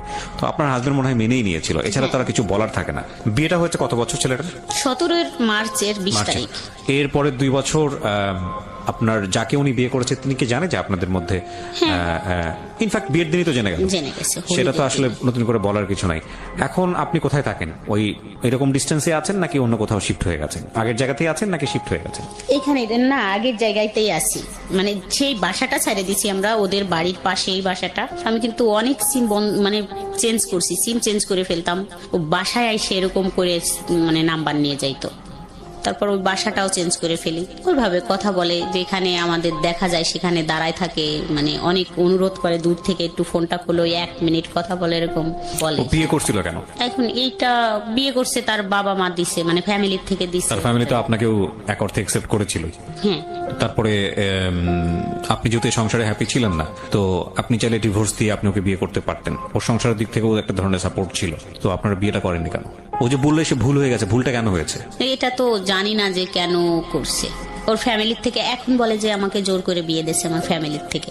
আসলে কি আপনার মনে হয় এটা ওর ফ্যামিলি সেটা করতে পারে? কারণ আপনি তো ফ্যামিলিতে যাওয়া আসা ছিল আপনার। ফ্যামিলির থেকে না। আপনি আপনার বয়স কত বলছিলেন শুরুতে? 34।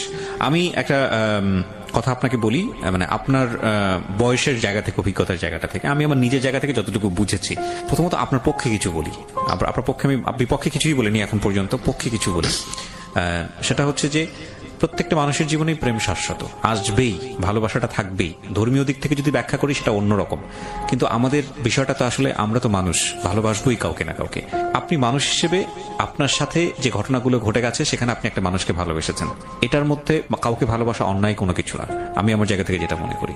কিন্তু একটা বিষয় হচ্ছে কি, মানে আমি গাছের বীজ রোপণ করলাম, সে গাছটা বড় হবে, তারপরে সে গাছটার পরিচর্যার ব্যাপার আছে, তারপরে সেই গাছটাতে ফল আসবে, তারপরে সেখান থেকে বীজ হবে, সেখানে আবার নতুন একটা গাছ হবে, তাই না? এটাই তো নিয়ম, প্রাকৃতিক ভাবে এটি নিয়ম। কিন্তু বিষয় হয়ে গেছে এরকম যে আপনার জীবনটা এরকম যে বীজ রোপণ হয়েছে, তার 3 দিন পরে আপনার গাছে ফল ধরেছে, এরকম একটা বিষয়। মানে আপনার জীবনের সময় পরিক্রমে এটা কিছু জিনিস আপনি জীবনে বুঝেননি, তার আগেই বাচ্চা কাচ্চার মা হয়ে গেছেন। প্রেমের আগেই বিয়ে, বিয়ের পরে বিয়ে বুঝতে না বুঝতেই, একটা মানুষ বুঝতে না বুঝতেই, একটা মানুষ, একটা পুরুষ মানুষ কি, একটা স্বামী কি, সেটা বুঝতে না বুঝতেই আপনি বাচ্চা কাচ্চার মা হয়ে গেছেন। এখন এই ঘটনাগুলোর প্রেক্ষাপটে আপনার যদি জীবনের যে প্রেমটা, সেটাকে যদি কেউ আলোচনা করে, তাহলে আপনার ফিলিংসটা কেউ বুঝতে পারবে না। যে এই মহিলার 2টা বাচ্চা আছে, এই মহিলার একটা সংসার ছিল, এগুলা থুয়ে সে আরেকটা অবিবাহিত ছেলের সঙ্গে এইসব ঘটনা ঘটিয়ে বেড়াচ্ছে। আমাদের সমাজটা এরকমই। কিন্তু এগুলো বাদ দিয়ে যদি আপনার বয়সটাকে চিন্তা করে, এগুলো বাদ দিয়ে আপনি কোন পরিবেশে বড় হয়ে একটা মানুষের প্রতি ফলিন হয়েছেন সেটাকে যদি চিন্তা করে, তাহলে আপনার প্রতি মানুষের একটা অন্য ধরনের সিম্প্যাথি গ্রো করবে। এখন কথা হচ্ছে, আমরা তো চাইলেই আমাদের সমাজটাকে অস্বীকার করতে পারি না, আমরা তো চাইলেই আমাদের পরিবারটাকে অস্বীকার করতে পারি না। কিছু জিনিস মানুষ দুনিয়াতে পায়, কিছু জিনিস মানুষ দুনিয়াতে পায় না। তো সেই জায়গাটা থেকে আপনার যদি স্যাক্রিফাইসের বিষয়টা প্রশ্ন আসে, বা আপনার দিকে যদি এইভাবে বিষয়টা বলে কেউ যে না, বুঝলাম আপনি ক্লাস 7-এ পড়ুয়া বয়স, 16, 13, 14 বছরে আপনি ওটা বুঝতে পারেননি, কিন্তু রাইট নাও আপনি 34, আপনি এখনো যখন গল্পটা বলছেন তার জন্য টপ টপ করে আপনার চোখের পানি পড়তেছে। এইটা তো বেমানান, এইটা তো অন্যায়।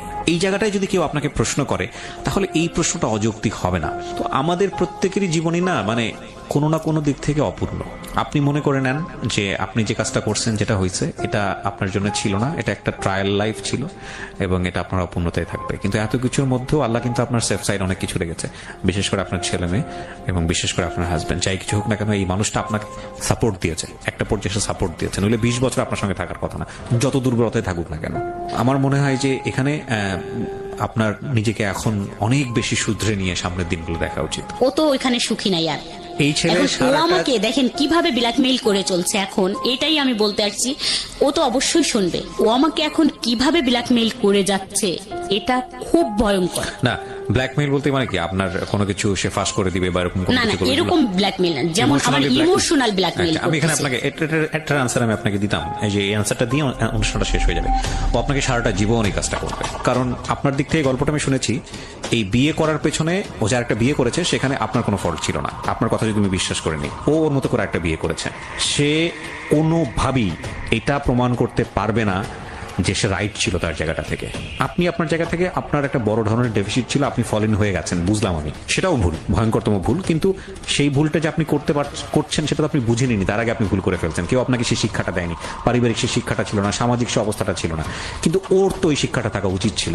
এবং বুঝলাম ও 2 দিনের জন্য ঘটনা ঘটে গেছে, হঠাৎ করে ঘটে গেছে না, এটা 12 বছর ধরে কন্টিনিউ করেছে, 12-13 বছর ধরে কন্টিনিউ করেছে। এবং একজন, আমি আবারও বলছি, পবিত্র কোরআনের হাফেজ সে, এবং দিন এলেম চলা মানুষ, আপনাকে জ্ঞান দিত ধর্ম সম্পর্কে, এটা করো, ওইটা করো, এটা মেনে চলো, তার পক্ষে এটা করাটা উচিতই হয়নি, এবং এটা ভয়ঙ্করতম অন্যায়, ভয়ঙ্করতম পাপ। তো সেই জায়গাটা থেকে আপনাকে আমি শুধু একটা কথা বলতে, তাকে আমি জাজমেন্টে না নেই, এটা ভয়ঙ্কর, মানে এটা অন্যায় হবে। আমি আপনাকে যেটা বলতে পারি, সে সারা জীবন এরকম করুক, আপনাকে ধরে নিতে হবে যে না, এই দরজাটা আমি বন্ধ করে দিয়েছি, এই দরজা আর কখনোই যেন ওপেন না হয়। কারণ এই দরজা যদি ওপেন হয়, এই দরজা একদম জাহান্নাম, এবং এই দরজা মানেই হচ্ছে যে অশান্তি অশান্তি অশান্তি আর অশান্তি। শেষ বেলায় এসে যারা শুনলেন তাদের উদ্দেশ্যে একটা কথাই বলতে চাই, আমি অনেক কথা বলে ফেলেছি আজকে, প্রয়োজন ছিল বলেই, যে কেউই আসলে খারাপ না, আমাদেরকে পরিস্থিতি বাধ্য করে খারাপ হওয়ার জন্য। আর সবসময় একটা কথা মনে রাখবেন, আপনি যার দিকে আঙ্গুল তুলছেন, যাকে আপনি খারাপ বলছেন, যাকে আপনি একদিনের জন্য কষ্ট দিচ্ছেন, এমনও তো হতে পারে তার বিশেষ কোনো গুণ আল্লাহর কাছে এত প্রিয় যে আল্লাহ তাকে ক্ষমা করে রেখেছেন বা আল্লাহ তাকে ক্ষমা করবেন।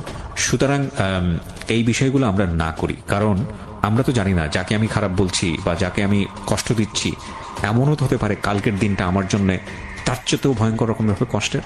আর ওই সেদিন এক ফ্রেন্ডের সঙ্গে গল্প করছিলাম যে কোনো অপরচুনিটি আসলে তার জন্য না, যে কোনো অপরচুনিটি মানে আমার ক্ষেত্রে যে কোনো অপরচুনিটি আসলে আমার জন্যই। যেমন ধরেন একজন ভিক্ষুক মানুষ, সে যদি এসে আপনার কাছে হাত পাতে, আপনি যদি মনে করেন যে ভিক্ষুককে 10 টাকা দেওয়া মানে হচ্ছে ভিক্ষুককে হেল্প করা, দ্যাট ইজ অ্যাকচুয়ালি রং। কারণ ওই 10 টাকা দেওয়া মানে আপনি নিজেকে হেল্প করলেন, if you believe religion.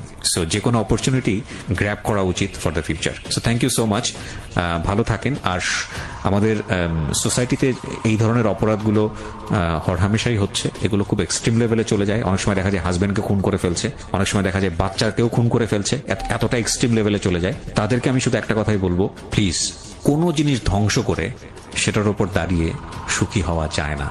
So do not do this. ভালোবাসার যে ইমোশন, সেটা ভয়ঙ্কর রকমভাবে আফিমের মতো, সেখানে লজিক কাজ করে।